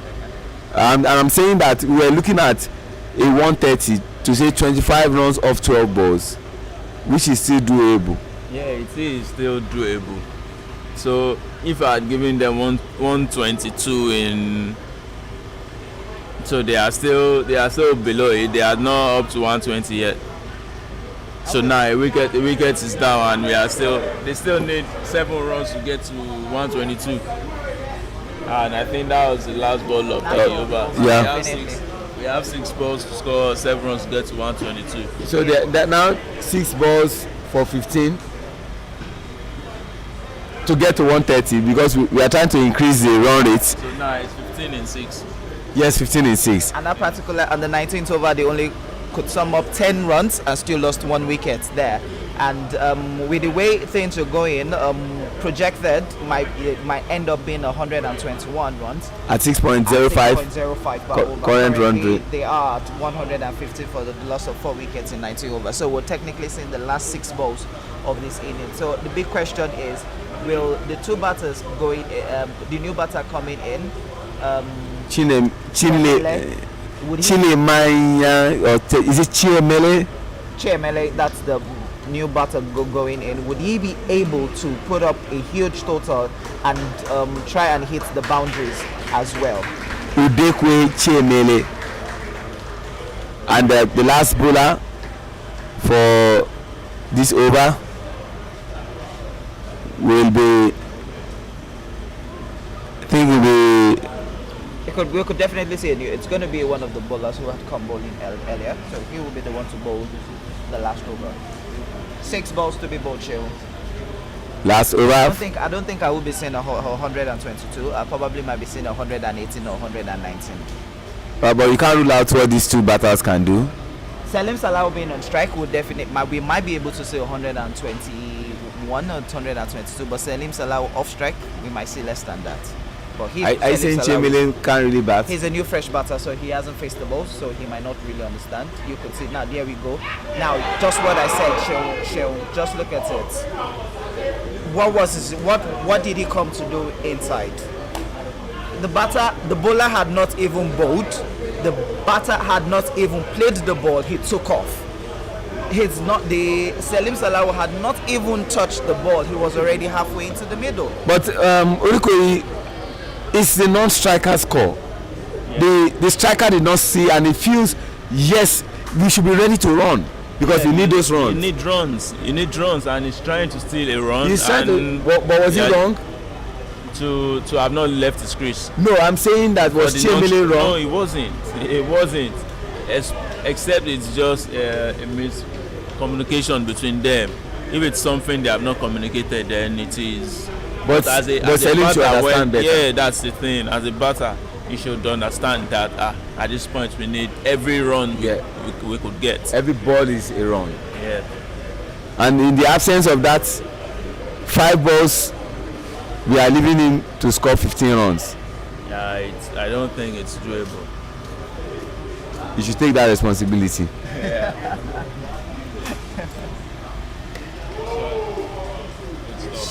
Straight into Majid at covers. Run out chance. Not taken 2 runs. That's 117 already on the board. It was good to see the big man throw himself at that ball, because that was far, as a right-hander, that was far away from his left, and he went for it to cut it off. If not, they would have been fetching it at the boundary. But I think they have someone that extra covers. That doesn't look like someone that is ready to throw the ball. Sorry. Anyway, you don't have to do that. But he's right, actually. And Pete had the chance of taking the catch earlier. He didn't take the catch. He just felt, look, the ball rather drops, and let me just go after it. Now you could see 2 runs will be taken off this. I could give a better 2. Look at the way he's picking up the ball so sluggishly, and 2 runs was taken. So more like I can't come and kill myself kind of fielding. Let's just finish this innings and we go into bat. And with this score, looks good for 1,004 stars. It's until after the game you can say this score is too good for them. This is a very low score. I'm saying for 1004 stars, they'll be happy about this score. About this score for them to get, that they were able to get them below 120. Yeah. Yes, it is. It is good for them. We just hope it's something they will come out of their shell and score this low total. Because who they both the backs like Lelia said. Straight to point, but 1 run will be taken, and that brings us to the end. Onikoyi also 119 for the loss of 6 wickets in 20 overs. Even in 10 overs, they could not achieve a 70 runs target. Wow. So they even fell short of Onikoyi's targets. Yeah. And with this, Onikoyi, they scored 119 for loss of 6 wickets in 20 overs. That last over was just 4 runs for 1 wicket. So it's definitely not something they need to go back and work on. So I'm looking at the statistics. After the first wicket, in which they had 66, the second wicket they had no run, the third wicket they had 3 runs, the fourth wicket they put up a partnership of 20, the fourth wicket they put up a partnership of 20 of just 6 runs. Adding to that, between the fourth and the fifth wicket, it was just 4 runs. So apart from the first wicket, we put up a 66 partnership. The next time they had the partnership was between Akire Sesele and Selim Salau, and after that there was no other runs being scored. Onikoyi just said that aside from Miracle and Isaac, who had a good partnership, every other partnership was less than 30. Yeah, it is bound to happen. It is bound to happen. You know, you don't see many teams when you have their openers bat 12 overs for 60 odd runs, coming back to score 100 additional 100 or additional 90 in 8 overs.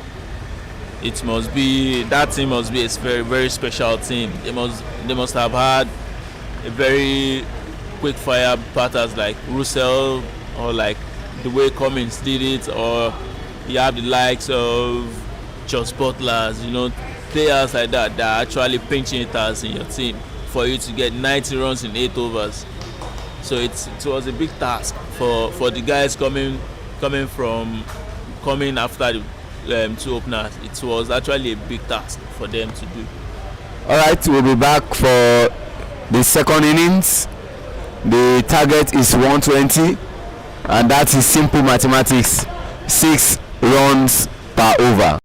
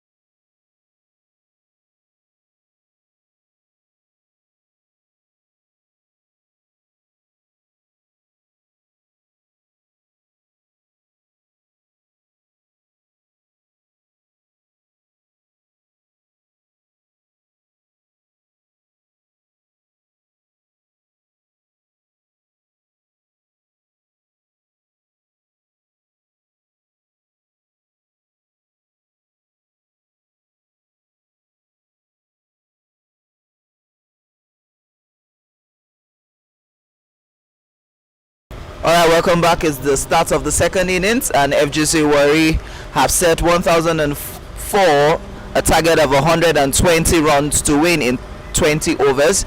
Opening the bowling for FGC Warri from the pavilion end is Destiny Egosa, and the two opening batters is Gopal and Gohar. Gopal is currently on strike, and he just played the ball straight towards third man. Onikoyi, what do you think should be the approach of 1004 in this chase of 120? Well, in two balls, with the way one of these opening batters have shown, you could see the intent that they actually want to go for it. And the first one, he swung at it and he missed, and this one actually he went for it. Luckily for him, he got the bat onto it. So 1 run for his start in 2 balls. And we'll see how it goes in the first 6 overs. Then these first 6 overs will determine what their score could be. Appeal for a nick, and that is given. Good, lovely catch there by Emmanuel Okodele, the wicketkeeper.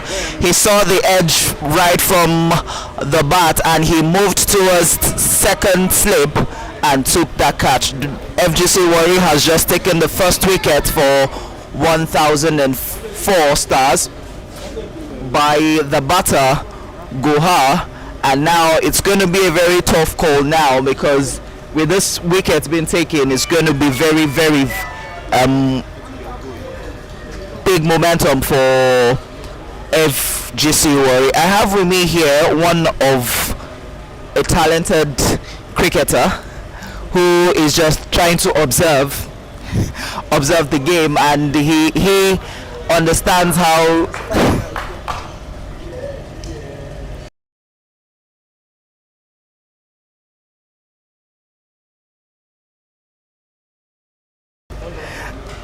and he definitely understands the game, but he will be joining us later on to have his own opinion. Robin is the new batter coming in for 1004, and we will be hoping that he and Gopal will be able to steady the innings. With the way Egosa is bowling, keeping it on the foot stump, swinging it in, do you think the field set he has currently, which is covers, mid-on, deep point, backward point, second slip, gully, and fire leg, do you think that is actually third man, do you think that is actually a very good field setting, or do you think he should just use 2 covers for the new batter coming in? So as a bowler that's bowling in swing, I think the gully looks deep. But you need to actually be hitting the deck to have such gully, which means the batter, you are pushing the batter almost backward, and the batter is blocking the ball towards his chest area or his throat area for it to have such deep gully. If you are not doing that as a bowler, that's just a waste of a field. And having what's it called, a deep point or something like extra cover, on the fence, then which means you are looking to bowl a short length outside of stump and asking them to have a smash towards that area. But if you are not lifting the ball towards the chest area or the throat area, then you should not be having a deep gully. Apart from that, I think every other position is okay so far. Alright, then that's a very good analysis from Onikoyi Ademola, giving his own candid opinion about his Egosa's fielding. And with the way things looks like, it seems like Egosa is still limping, but he's trying to put up a fight so he can see this game through. 1004 stars still has one more game tomorrow, and it's going to be against the bottom team, which is Rocks Cricket Club. If they are able to win today's game, it would give them a very good momentum into tomorrow's game. Very well bowled there by Egosa to end the over, as 1004 stars are 1 run for just 1 wicket in the first over.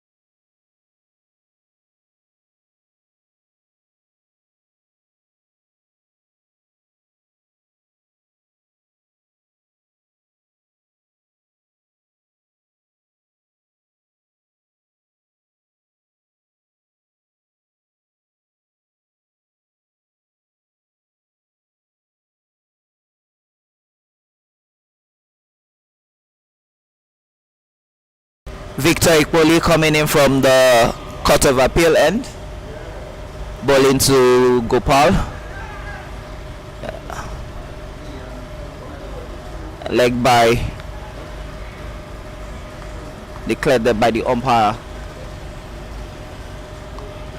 Now, with the way I see things, I think FGC Warri feels this game is winnable and doable for them. All they need to do is just keep the batters quiet, try as much as possible not to make them score runs. But you as a batsman, do you think that it's best that's the batting side should be able to destabilize the bowlers, or at what point in time do you think they should pick up a particular bowler to start scoring the runs? You know, with the way this is just second over, and we can't actually say this is a bowler to pick right now. It's the batters that need to find a way to sort them out. Like, you could see that Egosa in the last over was actually on top of the batter, so they need to sort him out. And if Egosa is a guy that looks like will take the game away from them, they need to sort him out and make sure he does not do that. So at the same time, they are looking for the other bowler to go after. But you don't have to leave it till the end. You have to find a way scoring runs even when it's difficult. You have to find a way scoring runs, pick your singles and doubles, and the odd boundaries will come. But if it's not coming and you are not the type that can force it, then you have to play within your limit. Play within your limits is what Onikoyi has said, and that is what Victor Ikpoli has been doing, forcing Robin to play within his limits, swinging the balls away from the bat, ensuring that Robin doesn't have any response to the balls being bowled at him.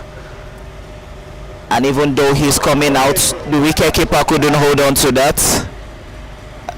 And Akire Isesele, Chiemele, I beg your pardon, Chiemele was able to cut that up from going down to the boundary for 4 with 2 more balls to be bowled.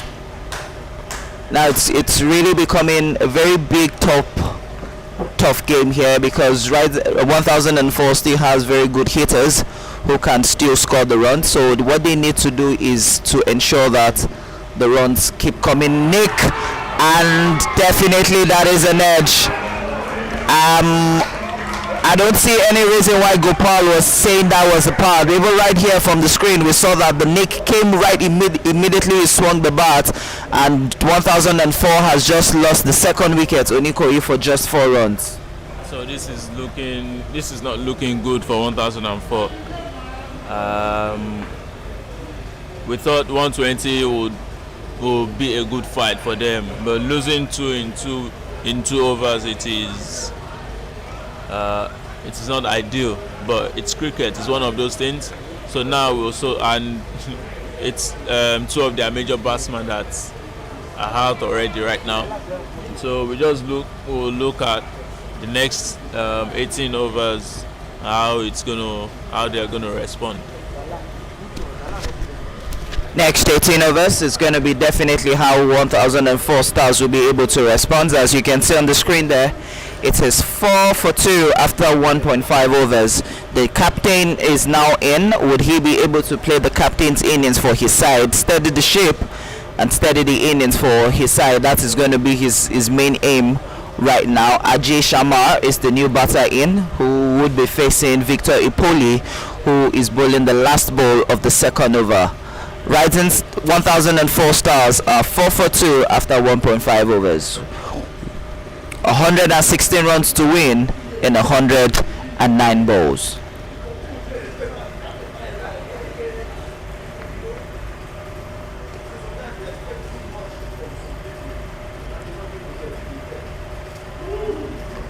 White ball declared there by the umpire.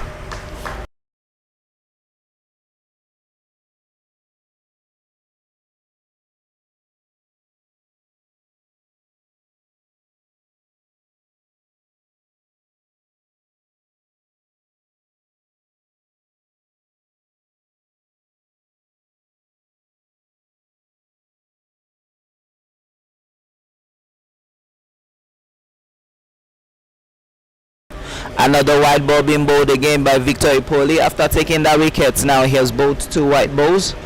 He needs to cut off the extras and ensure that he bowls it properly.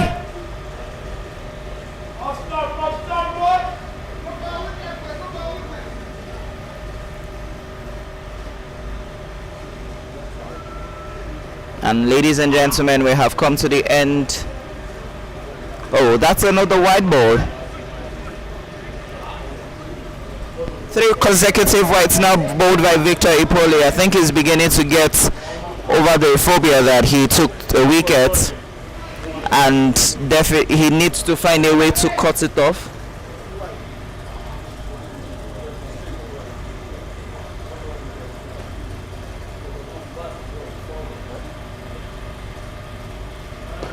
Very well bowled and very well played. Straight bat, beating covers, but Midoff was quick on his feet to cut it off, and just 1 run taken. And ladies and that has brought us to the end of the second over, as 1004 Stars are now 2 runs, 2 wickets for 2 overs, 8 runs on the board, 112 runs to win in 108 balls. Required run rate is 6.22. Current run rate is 4 per over.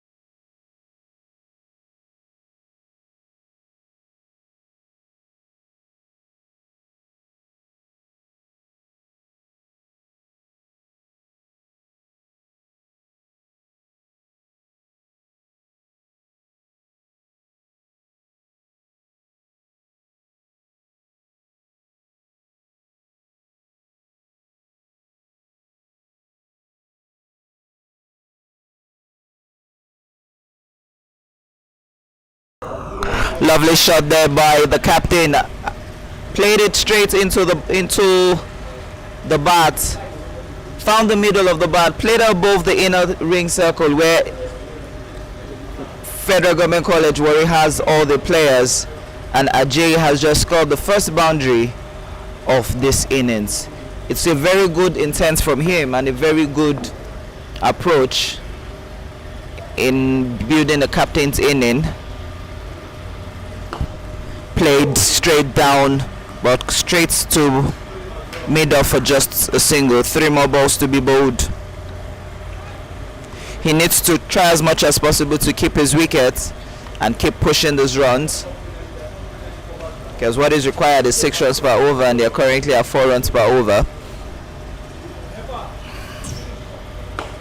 Very well played, but straight again to Chiemele, who mistimed that ball, and the batters ran 2 for that.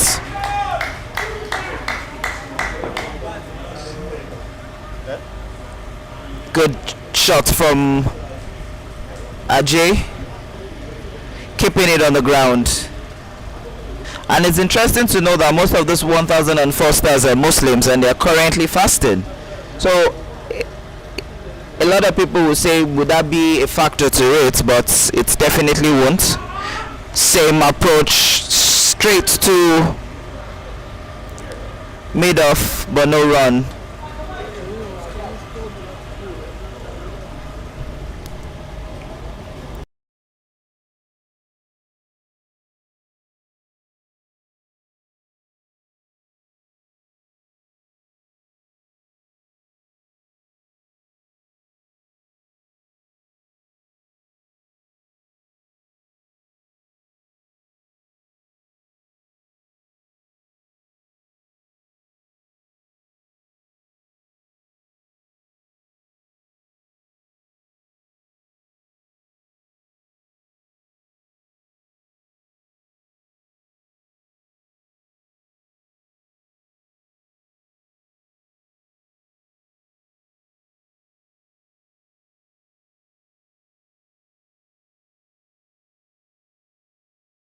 It's the end of the third over, and 1004 Stars are 15 for 2 after 3 overs. They're playing pretty much well by the captain, ensuring that he finds a way to score the runs. Oh, very well bowled from Victor Ipoli, swinging it in, looking for the edge of the bat, and ensuring that the approach Ajay had earlier would not be the same approach he's going to have with him.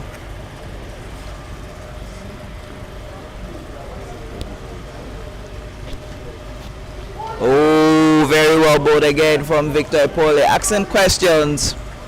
That's what he's currently doing, finding the edge of the bat, bowling it perfectly well.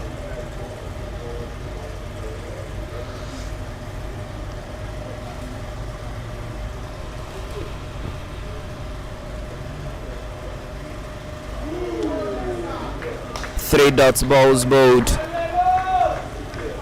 and everyone cleanly watching this particular over, as Victor Ipoli is moving the balls really well. So the big question is, he's setting up Ajay for the nick.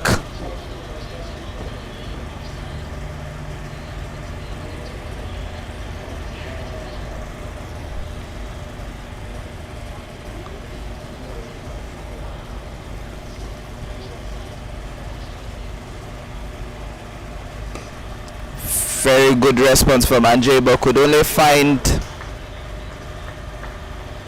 Salim Salau, who was at covers. No run.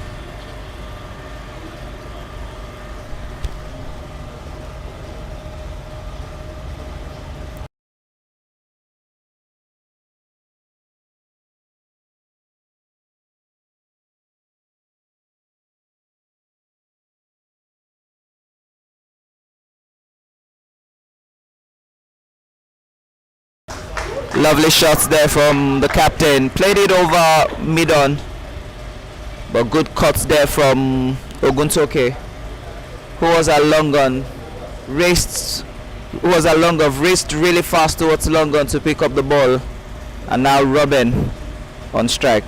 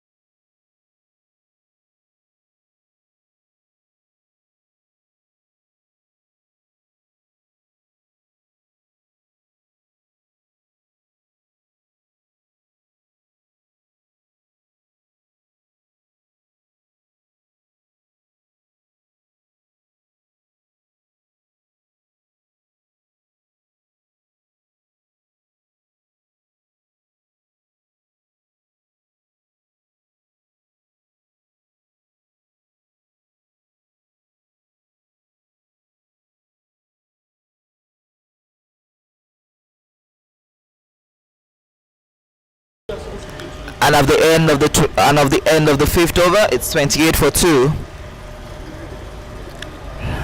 And what is required now is 92 runs off 90 balls, with the captain of 1004 Stars and Jay playing very, very much well, playing the captain innings. He has scored 15 runs off 17 balls, 2 fours, and has a strike rate of 88.24.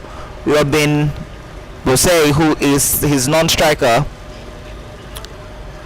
has 5 runs, faced 8 balls, 1 4, has a strike rate of 62.50. Change of return from the Court of Appeal end is Ipoli Victor.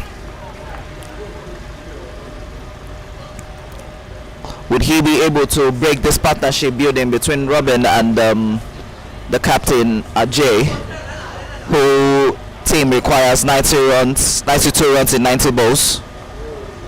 Good bowling from Victor Ipoli, who has been bowling it tidily on the fourth stump line, ensuring that 1004 Stars doesn't have response to the balls he has bowled. He has bowled pretty much well today.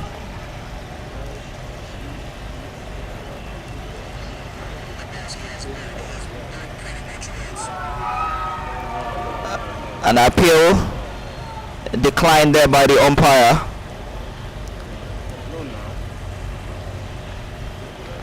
An appeal declined there by the umpire. I think FGC Warri feels like that must have been a nick, but the umpire, Dolakbo Gafar, feels otherwise, and FGC Warri has to get on with the game.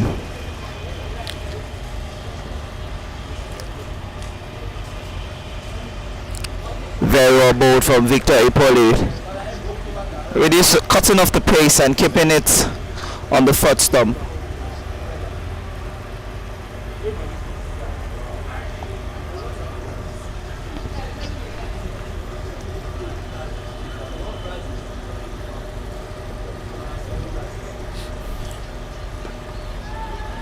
Good running in between the wickets between the two batters.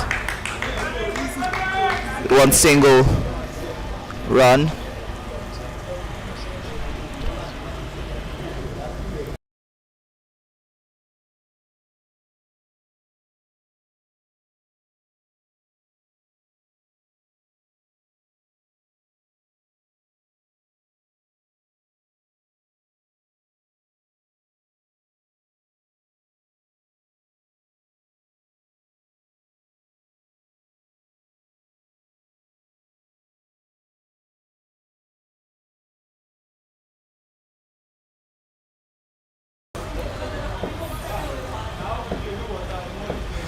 We are currently in the 6th over of the second innings of the first game we'll be seeing today, because the initial game was supposed to see between GCI and Ibeju was shared as points owing to the rain that happened in the morning. Definitely not the projected score Unikoi for 1004 Stars at the end of the 6th over. They are 29 for 2, and if we are doing that mathematics of 6 per over, it should be 36 by now. Yeah, it should be 36 by now, but when we look at it, they are even less than 5 and over. They're less than 5 and over, which is not what they want.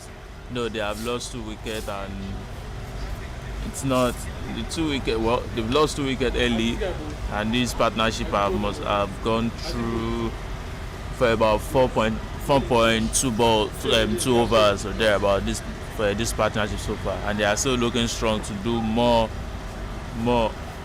What I see in this partnership is that they are scoring more. They are scoring more runs than the initial partnership. The initial partnership. So because they as well need to push it to step it up. 29-6. They still have. We'll look at what by the end of 10th over shot. By the end of the 10th over, what the 10th over what the score will be like. At the end of the 10th over, they should, if they want to have a chance, at least they should be around 75 or 80 if they want to have a chance in this game. 75? Yeah, at the end of we are currently in the 7th over, Onikoyi. Yeah, and you are projecting 75 for them. Yeah, these guys have been swinging their arms. If they have been able to connect, you can easily say if they can get 75 in the next, for them to have a chance. Wow.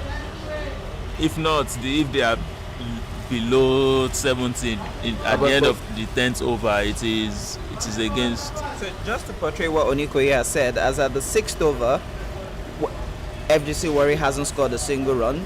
The 6th over, 1004 had just 1 run. The 7th over, which we're currently facing, FGC Warri had 5 runs, and currently now 1004 Stars have scored 3 runs already. So if 1004 continue at this pace, they might be superseding what FGC Warri has done. But just like Onikoyi said, it's not just about swinging the bats, it's about scoring the runs. If you're just swinging the bat and you're not scoring runs, then I don't see any reason why you're just swinging a bat. Rather, you're wasting energy rather than consuming energy. Robin Bose and RJ Sharma are batting, and Chimele is bowling. But Onikoyi, taking you back to what happened in the first innings, I like where Abari took us to, giving us a breakdown of what happened in the first innings. But in the first innings, after the 10th over, they were on 52, and that was the reason you gave them 70 more in the last 10 overs. So for you to be setting 75 for them, it's as if I said for them to have a chance. To have a chance. Yeah, I'm not setting for them to have a chance, which I'm not even saying they can. If they want to have a chance in this game, they have to be there. So if they don't get to 40 after 10 overs, they are doing it. But we have seen the next 10 overs become something else for either the bowling side or the batting side. Batting side can just have a go at it in the last 10 overs, and it could turn the negative way for them. Yeah, I don't think the batting, the tail enders of 1004 can actually take apart the bowling attack of FGC Warri. One of the 2 guys that lost their wickets, the 2 wickets that 1004 had lost right now, the 2 guys that had gone out were actually 2 out of like 4 guys that can actually bat in the team. And you have 2 guys that are supposed to score runs for you, they're out on the bench already. So whose responsibility is it to get the runs for you? You're asking the bowlers or the guys the fielders or the guys that have just come to make up the team to come and score the runs, then that's a big task. So if you're having a partnership like this, if they can get a proper score at the end of the 10th over, then we can say yes, they can try their luck. But as it is, it doesn't look like they are wanting it. 33 for 2 at the end of the 7th over was a good over for Chimele, and they require 87 in 78 balls. It's like flipping it upside down. 87 in 78. Yeah, you're definitely right, Shields. Flipping it upside down. As at the 7th over, FGC Warri had a total of 5 runs on the board, but the 7th over, which we just witnessed, right, 1004 had a total of 3 runs per ball. Where I would be more concerned about would be the 11th over, where FGC Warri decided to start taking apart the bowling, where they scored 11 runs in that particular over. But the big question is the introduction now of Olowokere from the Court of Appeal, and now would it prove effective in breaking this partnership that has built between Ajay and Robin? We keep our fingers crossed. They know the brief, they know the target, and they are supposed to work within the target. Just one run.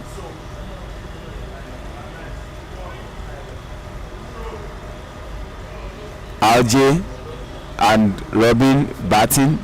Yeah, currently now your partnership has put up a total of 29 runs altogether. Ajay who has scored 16, and Robin who has scored 7. Both of them are ensuring that they don't get to lose their wickets. And now I'm looking at the wheel for the run rates, and Rising Stars run rate seems to be dropping quietly, but they are going to be finding a way to pick it up.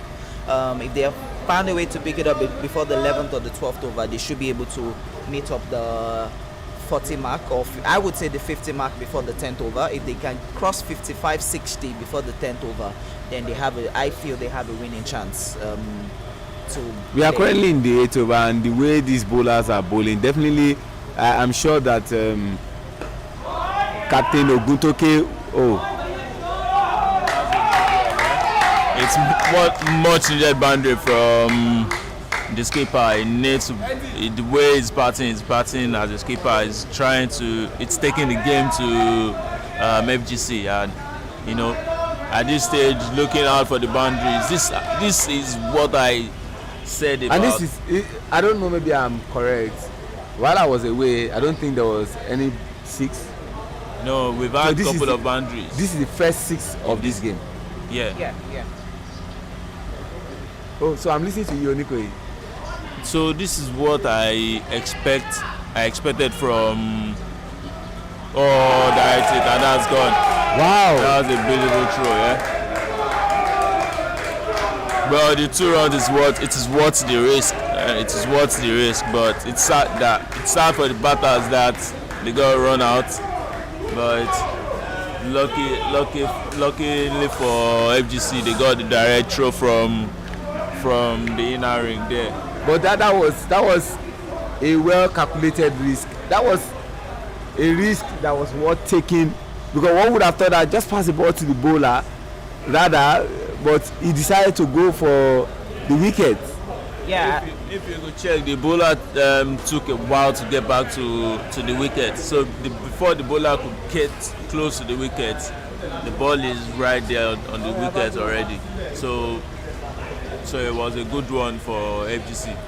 And that was looking at that. That should be Ipoli. It looks like Victor Ipoli. Yeah, but nonetheless, Onikoyi was right. The bowler took a lot of time before he could get back. If that wasn't a direct throw, direct hit, the man would have gotten back. He would have gotten to his crease, and then probably if there wasn't any backup, that ball would have probably just gone again, and then the batters would have probably taken another run there. But nonetheless, let's not take the credit away from the fielder. He was smart enough to pick up and throw immediately, and he threw it directly on the stumps. Fantastic. 4 wickets down.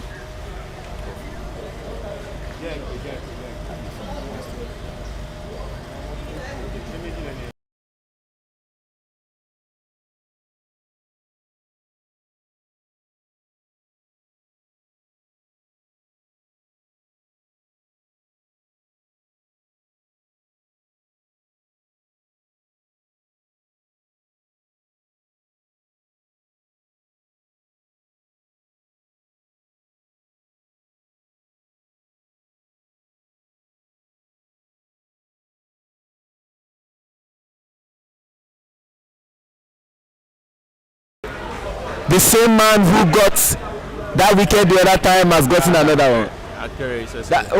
Thank you, Ademolodikoyi. Akere Isesele.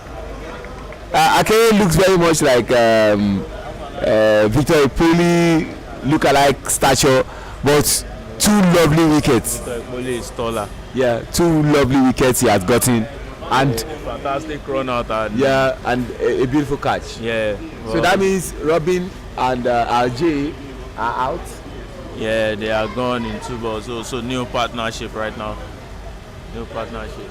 Nikhil is the new batter who's coming in, and him and Arun will be finding a way to ensure that they steady the ship. The captain, I would say, why did he decide to take a go at that? But just like Onikoyi had said earlier in the first innings, if the bowler bowls that ball and you hit it to the boundary, why do you have to play for defensive when you could take a go at it? And that was the same thing Ajay did. He decided to take a go at it. He was just unlucky that the ball didn't go straight into the middle of the bat. He went to the edge of the bat, and that one went straight up into the air, in which the fielder at covers was able to take that catch comfortably, as 1004 Stars are 42 for 2 after 8 overs. So I'm not supposed to ask this question. Onikoyi is a top class player, plays in Division 1, but I want to pass this question to my friend Abayomi. Of these teams, who would you love to have in Division 2, where you are currently playing? With the way things are on the table, if 1004 Star loses today, it means FGC Warri are technically away from the relegation zone by points. That's 3 consecutive wins back to back, which has in a way saved them. But if FGC Warri loses today and 1004 wins, so it means tomorrow's game will be a very big tough decider between Rocks and 1004, because if 1004 does beat Rocks, it means they will just leapfrog over FGC Warri. But if FGC Warri wins today, with the way I say it, it's going to be 1004 Stars and Rocks going to Division 2. Oh, good start from Maroon. So that means 2 teams are getting demoted. Yeah, definitely. 2 teams are getting demoted, and 2 teams already have been confirmed into the promotion level, IMCC and Isla Tantan. So the way it is in the league format is just 1 Indian, 1 Nigerian team, 1 Nigerian team and 1 Indian team going. The only difference is just location. Ogun State is it's the Nigerian team coming down, and Ibadan Bay side is the one coming up. Wow. So we are saying we'll be facing any of these guys in Division 2? Yeah, definitely. No. All right. Chiemele coming from the pavilion end. We are currently in the night over, and the target of Onikoyi is still there. He was looking at 75 for them, or 70, but they are currently on 42.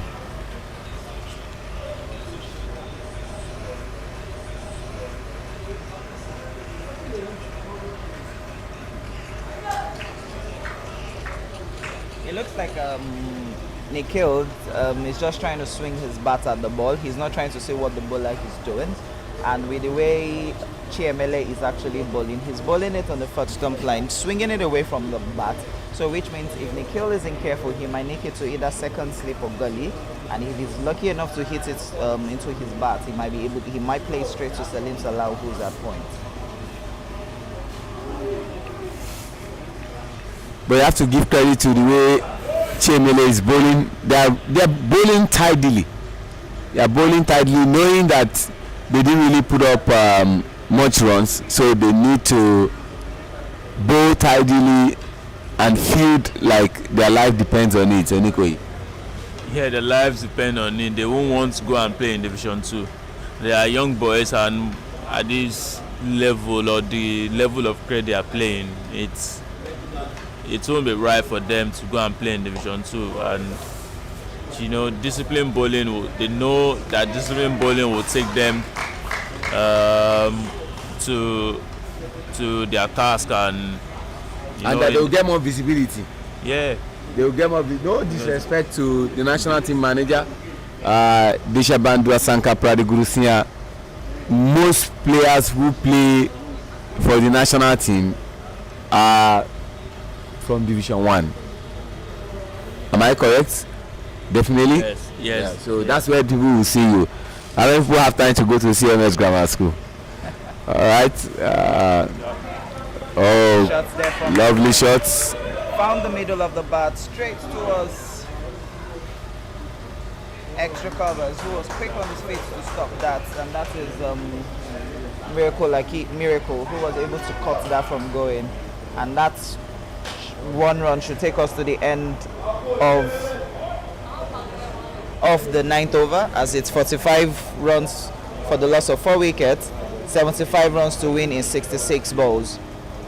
6.82 is the required run rate, Chill, and they are currently on 5 runs per over. Right from the very first ball of this game, they have maintained 5 runs per over. We said it that they require 6 runs per over.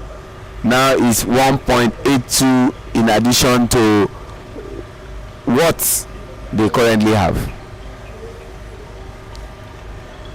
9 overs gone. We are getting into the 10th over. Olowokere back.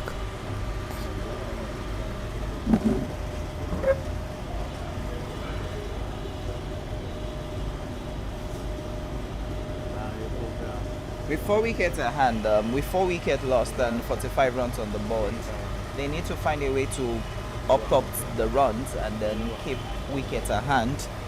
Since we're already getting to the half of the innings, so if they can actually have wickets at hand and keep the runs coming, it's definitely going to work for them. But again, Sheil, just like you said, give credit to the bowlers.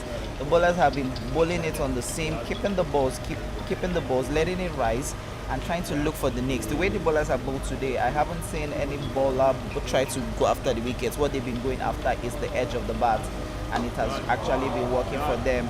Has that gone over the head of Femi Oguntoke? Yes, it has, and that is the second 6, a much needed 6. I must say, a much needed 6. That's what I call relief shots. He knew what he needed to do. He watched what the bowler did. This time, Olowokere bowled it fuller to him, and then he picked it straight up and then went over long off.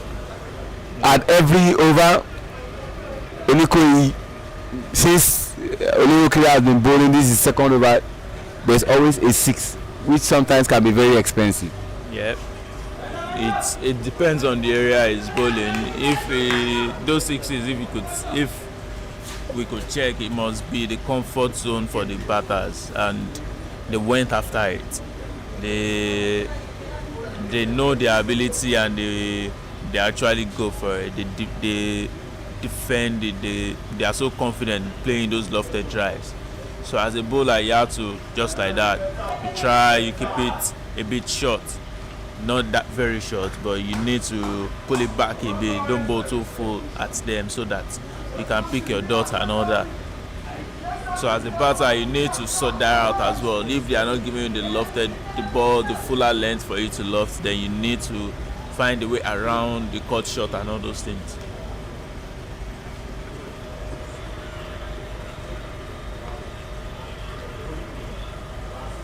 Much better from Isaac Olowokere. Must have realized that the fuller length, it's not good to bowl. It's not good areas to bowl to these batters. We are currently in the 10th over.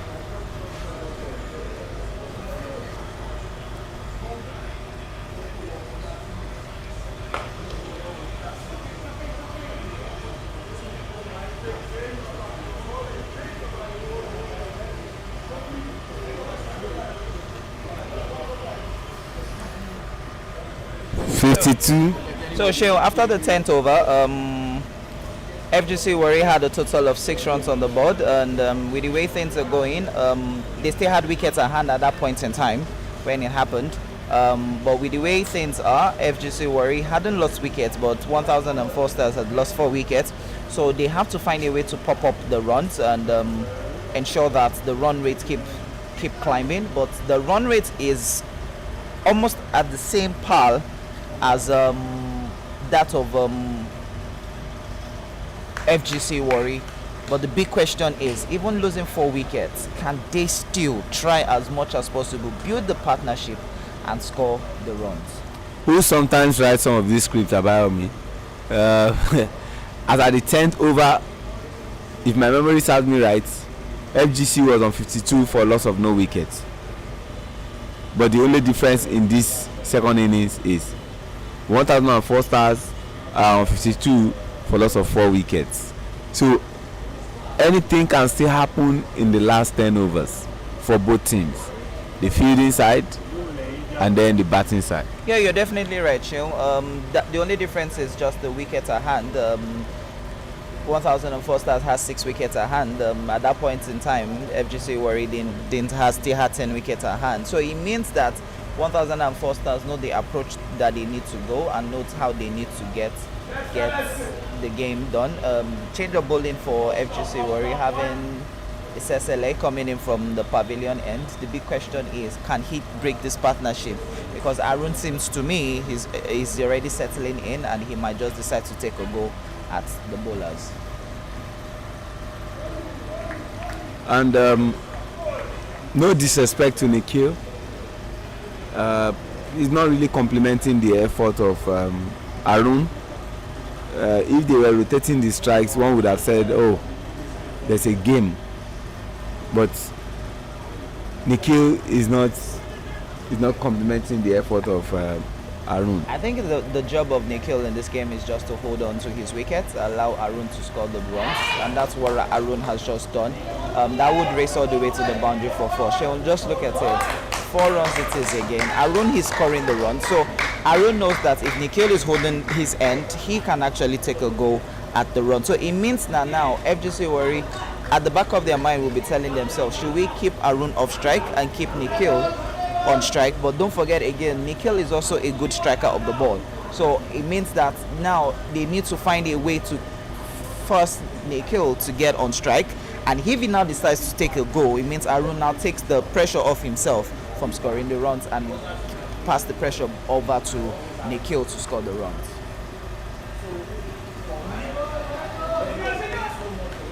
Wide ball, gradually becoming an expensive over for FGC Warri, not what they bargained for. And the run rate gradually popping up. Both projected and the current run rate.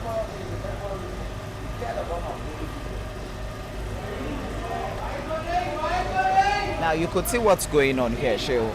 Arun has made SSLA start bowling what he's not meant to be bowling. Now he's just bowling it all around, trying to run away from the bat of Arun. I would have said, look, you can have deep extra covers, long on, log off, and a mid wicket, and you're running away from the bat. Let this batsman bat.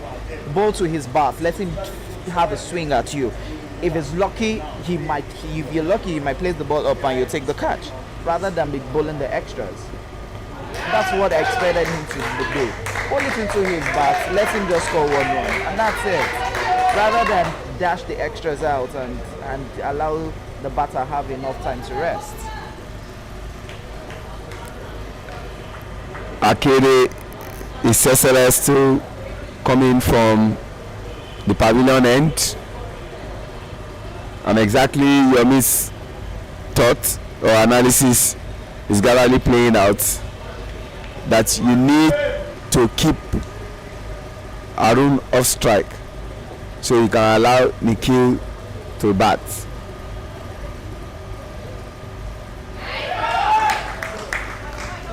So just look at it, Sheil. Now you can say that Nikhil can actually also bat, and he has just played a very comfortable 2, looking for the edge, looking at the width SSLA had bowled, and then he gave him enough room to swing the bat and score that runs. It simply means what has happened is this: SSLA was destabilized by Arun when he was bowling, and then having to come bowl now means a lot of things have happened and running through his head, and now he's given the batters enough comfortable game to play. We are still in the 11th over. Oh, finally Nikhil is gone after playing that 2 runs. That was an excellent catch from the wicket keeper, Emmanuel Okudili. You want to think that for his size, he still has the ability to carry his body, and he's glad to have Ademola back, who likes to bat and also likes to keep the wickets. Yeah, for his size, it's commendable that he's lifting his body and taking few steps and throwing himself at the ball. it's a thing of the mind. It's not actually how big you are. If you are big and you are weak at heart, then it will limit you from many things that you ought to do easily. You know, he's once a teammate. We were together playing for the country, and at some point, but it's still not letting go. It looks like he's keeping fit, and he's got mind in the game. So you could see with the way he's throwing himself around, you could see that this means a lot to them, and they really want to take their chances. It means a lot to them, and they know that a win would take them out of the relegation conversation. And how difficult it is keeping the wicket. Is it one of the most difficult positions on the field aside from the bowler? Because you have to crouch almost all the time. It's a very tasking job to do. It's one of those jobs that you don't really get compliments for. You know, it's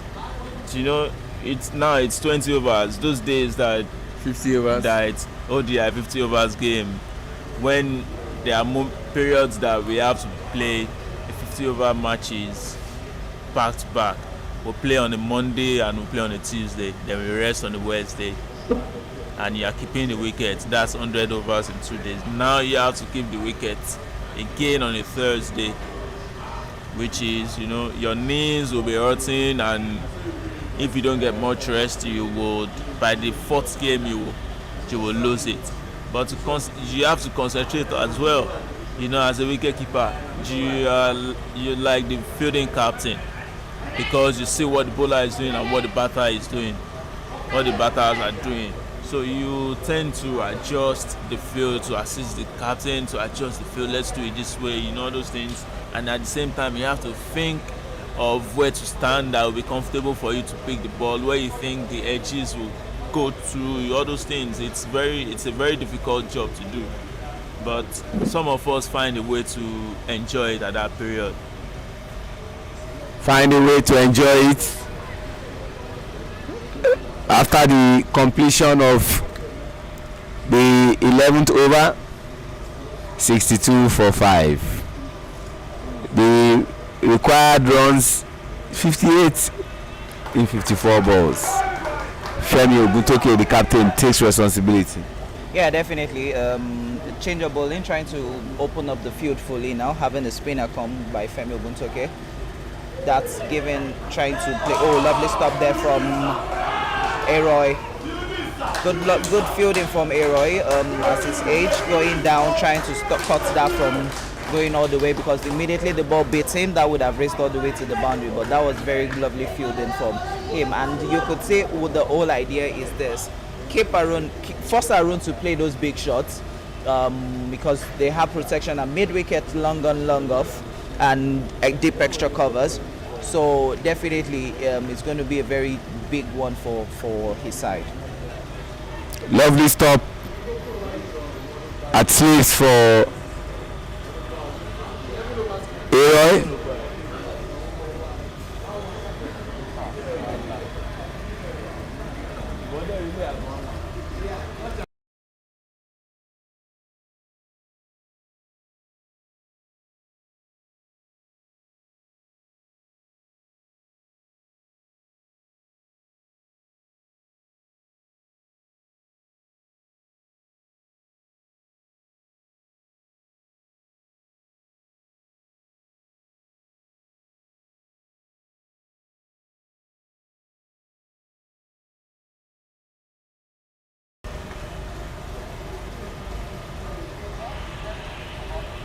They're currently in the 12th over.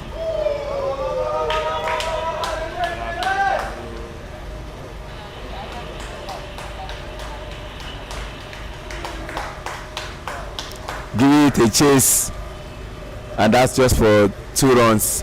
And you must commend Aroy for his age and his. There are some cricketers that their passion is unrivaled. You talk about people like Femi Sholebo, you talk about people like Andrew Roro, for their age and the athleticism that they still put in is quite commendable. Yeah, it is very commendable. You know, these guys are over 50 and I'm sure they are close to 55 or what's he doing?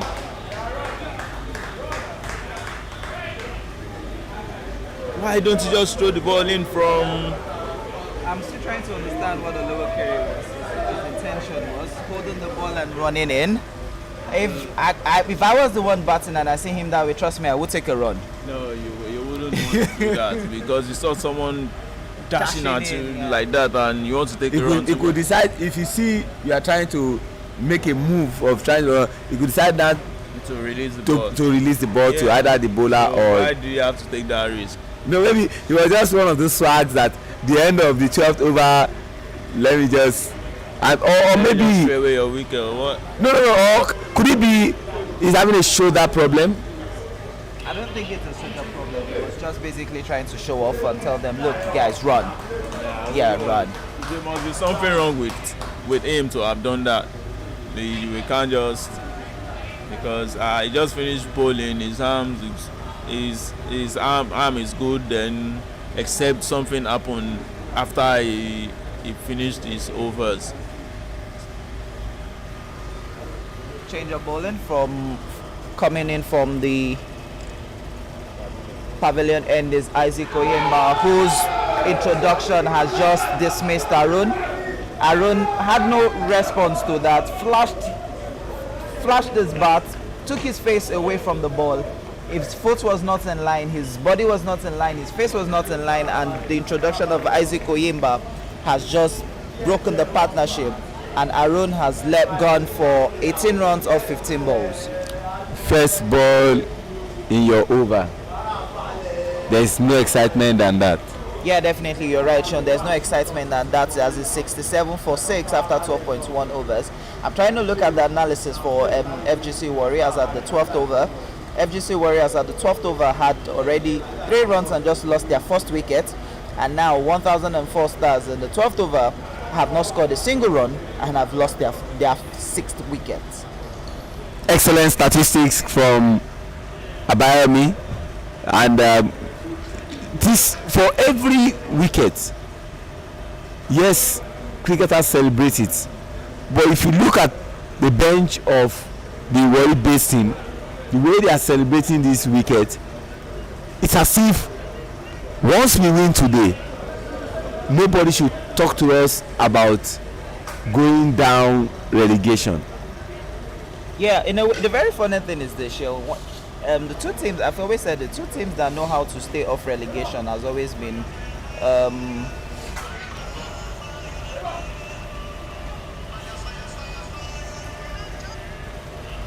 two teams that have known how to stay off relegation has been FGC Warri and Lagos Asian Cricket Club. The two teams have been so consistent in ensuring that they do not go to Division 2, and FGC Warri has just proven to it right now, and that is what they are doing, ensuring that they do not go to Division 2, and by that meaning they have come back winning 3 games back to back, which has actually been helpful to them. Isaac bowling to Majap Gupta, who's the new batter in. Appeal for an LBW, but that's definitely on the leg side. There was no way an umpire could give that, and that was not trusting the Storms. And the umpires that we have for today's game are Sukomi Odedele and Dolakwo Gafar. Very efficient umpires, ensuring that the game goes according to plan and according to the rules. Very well bowled, very well good keeping as well from... But that was a missed opportunity. Yeah, missed opportunity. Missed opportunity from Emmanuel Okudili. Okay, joining us again at the commentary position is Ramon Adelakun. And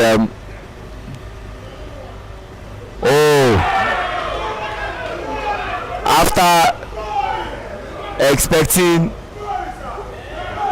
Okudili to do the job for him, and Okudili failed to do the job, he decided to do the job by himself. Ramon, 7 wickets down, 67 runs. At this stage, Ramon, we can safely say FGC Warri will win this game, except a miracle happens. Yeah, it's true, sure. But you know, cricket is kind of funny sometimes. Do you get? Look like this World Cup final T20 against West Indies, England West Indies. Yeah. So last over 24 runs to win.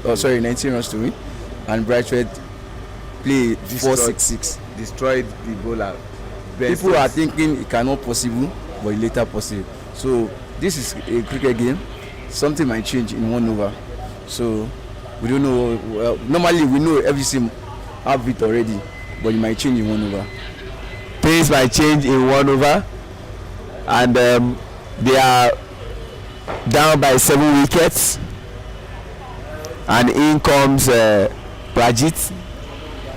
Majid, that's the new batter. Majid Khan. Who has a brother playing in the PSL, that's the Pakistan Super League. He would be looking to. He's a big hitter of the ball. He goes after the ball. But what's so really interesting right now, Sheon, is that what is required of 1,004 stars is 53 runs in 43 balls. 67 runs is what they have on the board with 3 wickets at hand.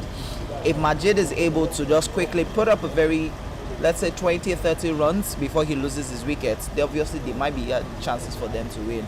But with the way the introduction of Isaac Oyimba from this end, he has really been effective, taking 2 wickets already. So it's definitely going to be something very interesting to watch.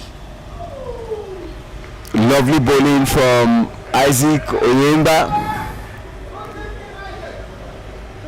And that was the first wicket of Isaac.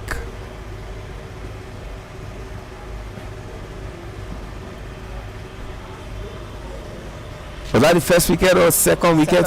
Second wicket. And the way Isaac is going, don't forget it was the opening batter with Miracle Solomon. He might be in the conversation for player of the match. You're definitely right, sure. He might be in contention for the player of the match award, but nonetheless, the job first is to make sure that your team wins, whether player of the match or not player of the match. The first job is to make sure that your team wins, and after that, then So I'm looking at the wagon, looking at the run rates right now. FGC Warri, as at the 12th over, as at the 13th over, had lost their second wicket and posted a total of just 1 run, and after the 13th over, Rising 1004 lost 2 wickets and didn't score a single run.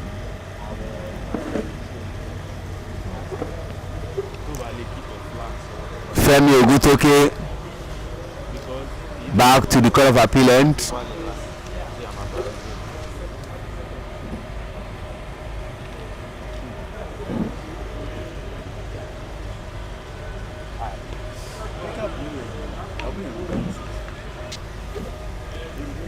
Only going for 1,004 stars. They be saying we have overs, but for FGC Warri, they will prefer to be working with the wickets and not allowing their opponent to play out the overs. That is what it is for FGC. It's the wicket that matters. So as it is, they need to try out the runs for 1,004. That's where they get the wickets. They have to try it up. Because 1,004, if you look at the way things are, you see that where is it running to? Where is it running to? You're playing against teams that are right on their toes from the beginning of the innings, and you're running carelessly. If you know you've got things to do for your team, you need to stay in there and score the runs. Run outs is just a gift of a wicket. It's something most coaches don't like seeing. You don't want to see people running themselves out for unnecessarily. And you can see with panache and the swag that Okudili used in stomping out the batter Pradit and Pete. You could see that he was so cool, he was so calm. But if he doesn't have to rush, the man is almost at the other end. So why should I need to rush? I don't have to. At some point when I wicket keep, when even stomping, not talk of run out. Sometimes I wait for the batter to try to come back in, then I take off the bails because I have the balls in my hands already and I'm very close to the wicket. So you stepped out of your crease, I will still wait for you to see if you can make it. You just give it a try, then I take it off. It's one of those things quite far away from. The task keeps getting tougher. 51 runs in 38 balls. Captain Ogutoke still bowling. And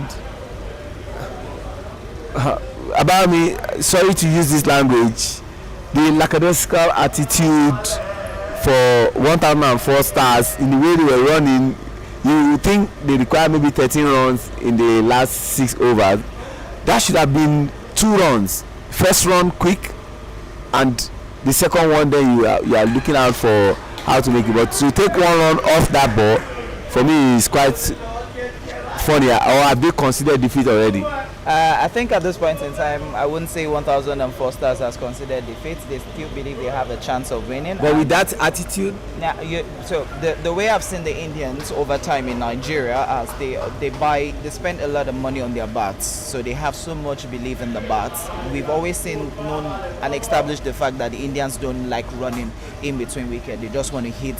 Sorry, the Asians actually don't like running in between the wickets. They just want to use the bat, hit the runs, hit the sixes, and all. So if they're having that approach in terms of running in between the wickets, so it's definitely what we're seeing here. But now what we've seen is Majid has called in for another bat, which means he wants to go after the balls right now.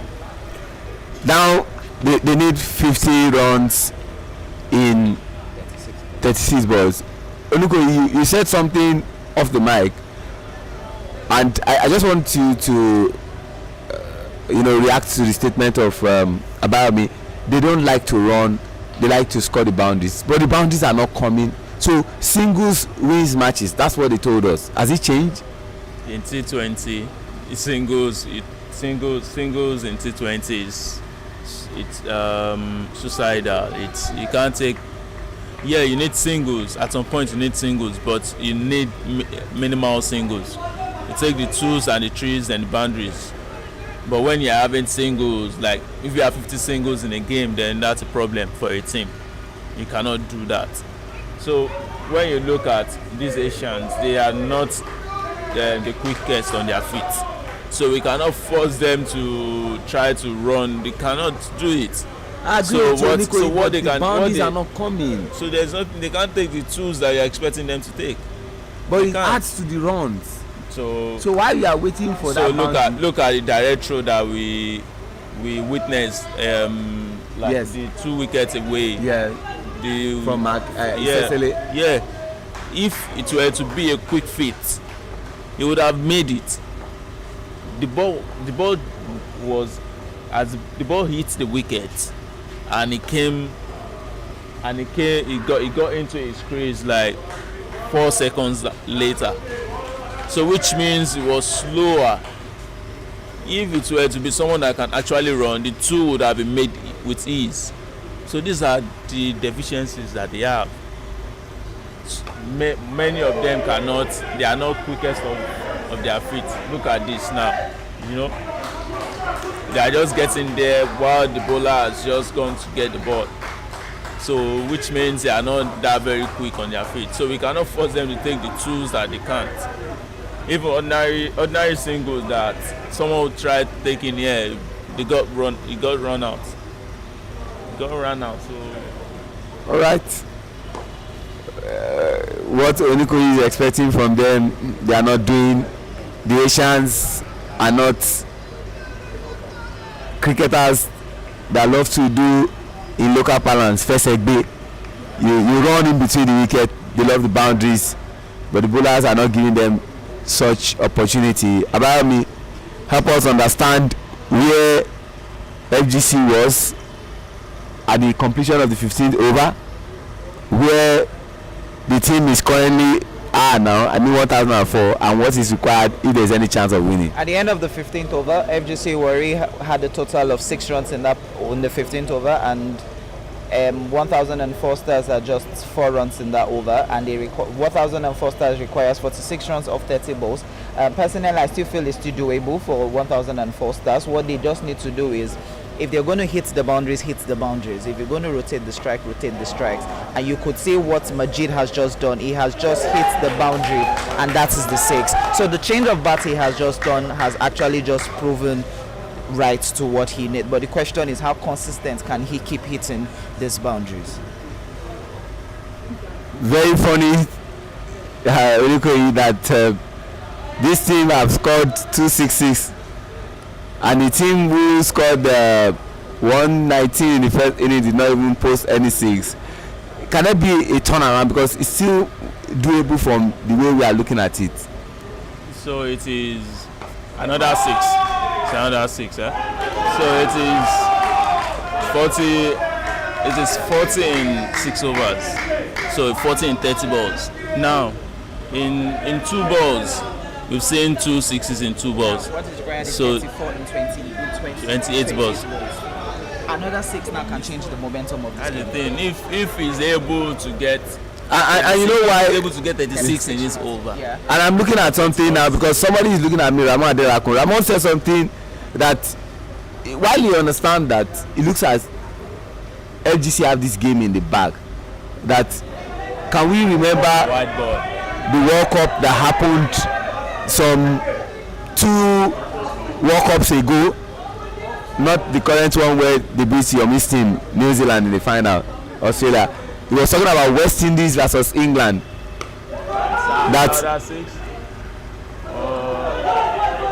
That Ben Stokes was taught a cricket lesson by Carlos Braithwaite. You know that he hit him around. Are you still holding down to your statement? Because you are sounding like one. Yeah. I'm still. You are sounding like one pundit. Yeah, you know, I said it earlier now. Cricket is very stupid sometimes. Sorry to say that. So you play 2 6s now. Assuming you play another 6 like 4 6s in this over, the game is open to them. They just need singles, push around, and find a boundary in the game. They won. So that's cricket for you. That's cricket for you, Ramon is saying. And Yomi, we are currently in the 16th over, and after the 16th over, you tell us what is required, and is there any hope anywhere for 1004 stars? Well, the way things are shown, I think there's still hope.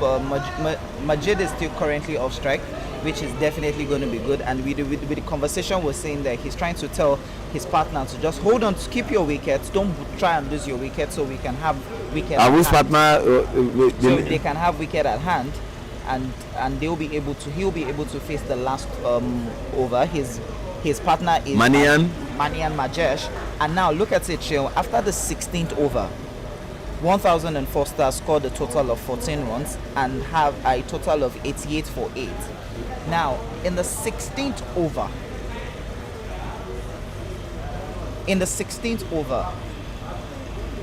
FGC Warri only scored 14 runs. So they were 2 better than them. They are 2 better than them. So it means that they know, Majid understands what is currently going on, and he needs to pop that same action that he did in the 16th over, now in the 17th over, as he has Isaac Oyemba, who is also a spinner, coming in to go from this end. The only difference is I think this particular part of the field is a longer boundary than the other end.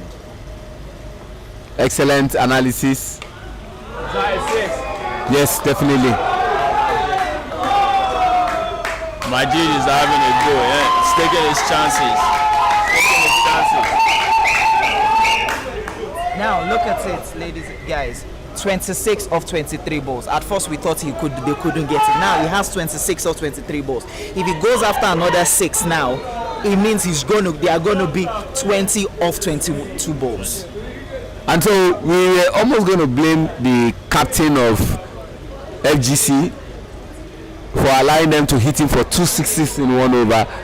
But Isaac, that we thought was doing damage with the ball, was also hit for 6. It means Majid is not respecting any of the bowlers.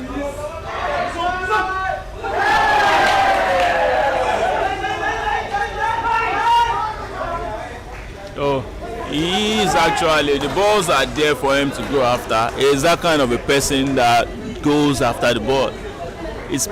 Majid has played some level of cricket and he knows cricket. He knows what it takes and he's counting. He's counting, he's calculating. He knows he has to give it a try, and that's what he's doing.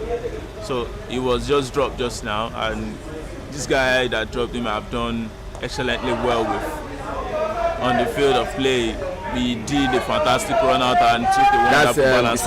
Yeah, but it's one of those things. You could be the Superman on the field on the day, and at the same time, the simplest things you just miss out on it. That's cricket.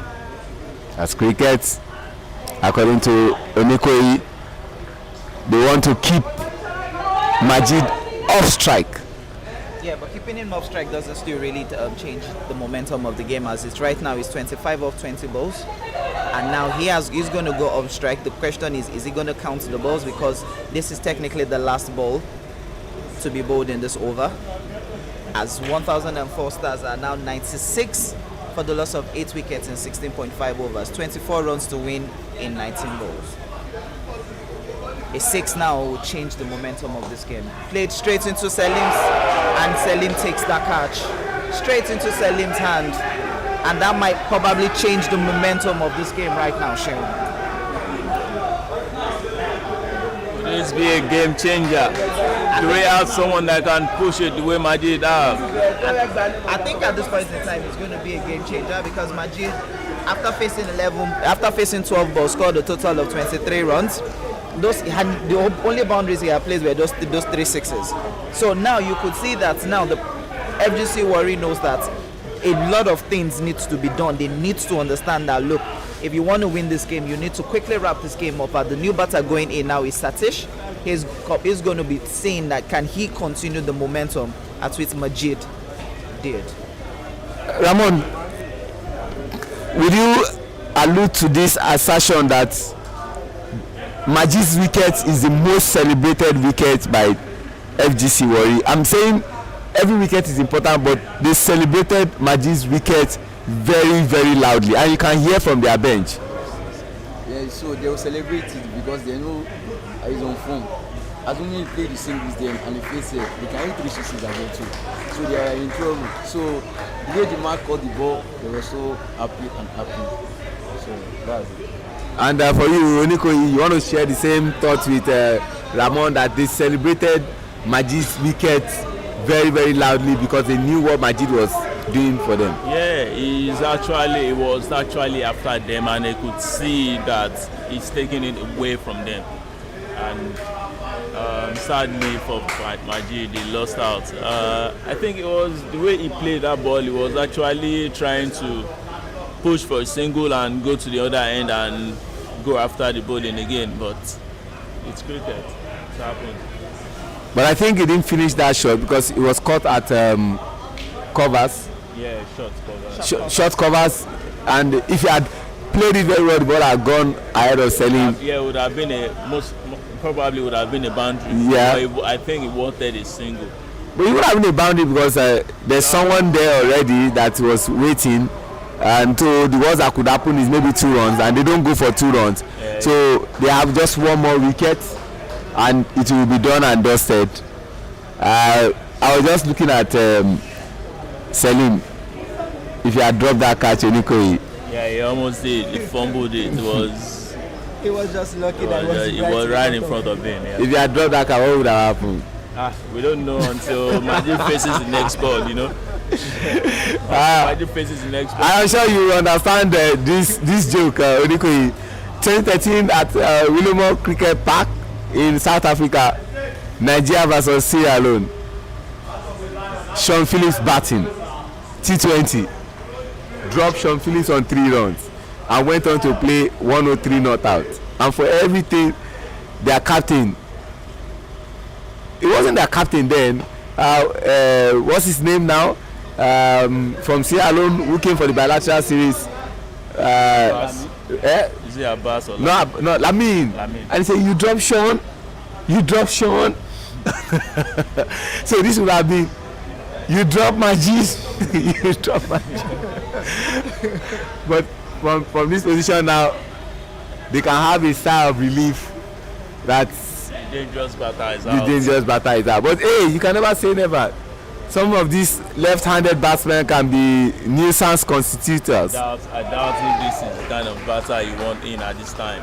When you look at the way he has played the 2 balls he has faced, you won't want to have this kind of batter at this time because it's the 18th over and you need runs to get close. You won't want to leave it till the 20th over. You want it done at the 19th over. But Oniko, as a captain, if you were to be the one leading this FGC side and Majid was not out yet, it was as if Majid was comfortable with the spin bowlers. Would you have changed to your pace bowlers? Yes, I would have tried. He actually faced two spinners in and he went after them. And it was actually a lucky day for him, but unfortunately he got out by a spinner as well, facing the 3rd over of a spinner. So it's one of those things. I would have tried maybe I wouldn't have brought in a spinner again for him to face the 3rd over. I would have tried end of over game. That's the end of the game. So for that spinner that got Majid, I would have tried a quickie. So, but it is what it is. Game is over. Okay, before I allow you go, Ramon, let me quickly have your final thoughts. Congratulations to FGC, and the talk of playing in Division 2 would not happen. This game was a very interesting game. Very, very interesting. Very, very interesting. Assuming Majid is not out, you will love it more than this. Maybe you have a Majid and Arun batting. Wow. They could have finished the game maybe since 16 or 17 overs. They will finish the game because Arun too is one of the batter that is very, very good. That know how to hit 6-6 and 4s. And finally, Ramon, tomorrow's game, Ibeji versus Rising Stars, defending champion versus Rising Stars. I'm sure this exciting game that we saw today, we're going to see another exciting game tomorrow. Yeah, definitely we'll see. I think it will be one of the best. As we the GC and Ibeju play today, you love that one as well too. But tomorrow, Chimeze know the way Mustafa is bullying, the way Taiwo is bullying, and what is this boy's name? Prosper. Yeah. So he wants to face them tomorrow and keep calm for them. If they both the bad ball, he will go for them. And Ibeju too. I don't know. It will be interesting. Very interesting. It's already setting us up, and we've had the former captain of the national team, but he was the standing captain when we went to Rwanda when our captain Sylvester Okpe got injured. Ademoloriko, your summation of today's game? It was fantastic. At some point, it looked as if 1004 will not get close to 90, but it's good to see that they had Majid behind at the back of at the tail end to come out and give us those massive sixes and a beautiful innings. But it was sad that for them that Majid innings got cut short while trying to execute the plan. Yeah, it was fantastic cricket all around, and we would love to see more of this and more interesting games as this. What are we expecting tomorrow? I will be expecting a cracker tomorrow of two sides that are willing to win the league. We are looking at the stats and saying Ibeji is right on top and look mostly they want to win the league, but Rising Star is not giving in to that, so we'll see a very beautiful game tomorrow morning. And let me just end with Abayami, your thoughts finally. Yeah, it's a very good game and an interesting one. Hopefully tomorrow's games would also be explosive and interesting. First game, Rising Star Ibejuleke, considered to be one of the most classic games to watch. But I'll be more concerned about Rocks versus 1004, because one of the Rocks has just won 2 games, 1 tie. 1004 has not won any, so they will be looking to actually have a game to be won in this league. But all in all, congratulations to FGC Warri. Well, that's the size of the package. We've brought you the live commentaries from the Tafawa Balewa Cricket Over, where Federal Government College Warri Cricket Club defeated their opponents 1004 stars by 20 runs. We brought you commentaries courtesy of the quartet of Ramon Adelaku, Ademola Onikoyi, Abayomi, the lead commentator, and my humble self, Shewan Ajidagba. From all of us, adios amigos, gracias, obrigado, siabonga, danke, merci. God bless you. Bye for now.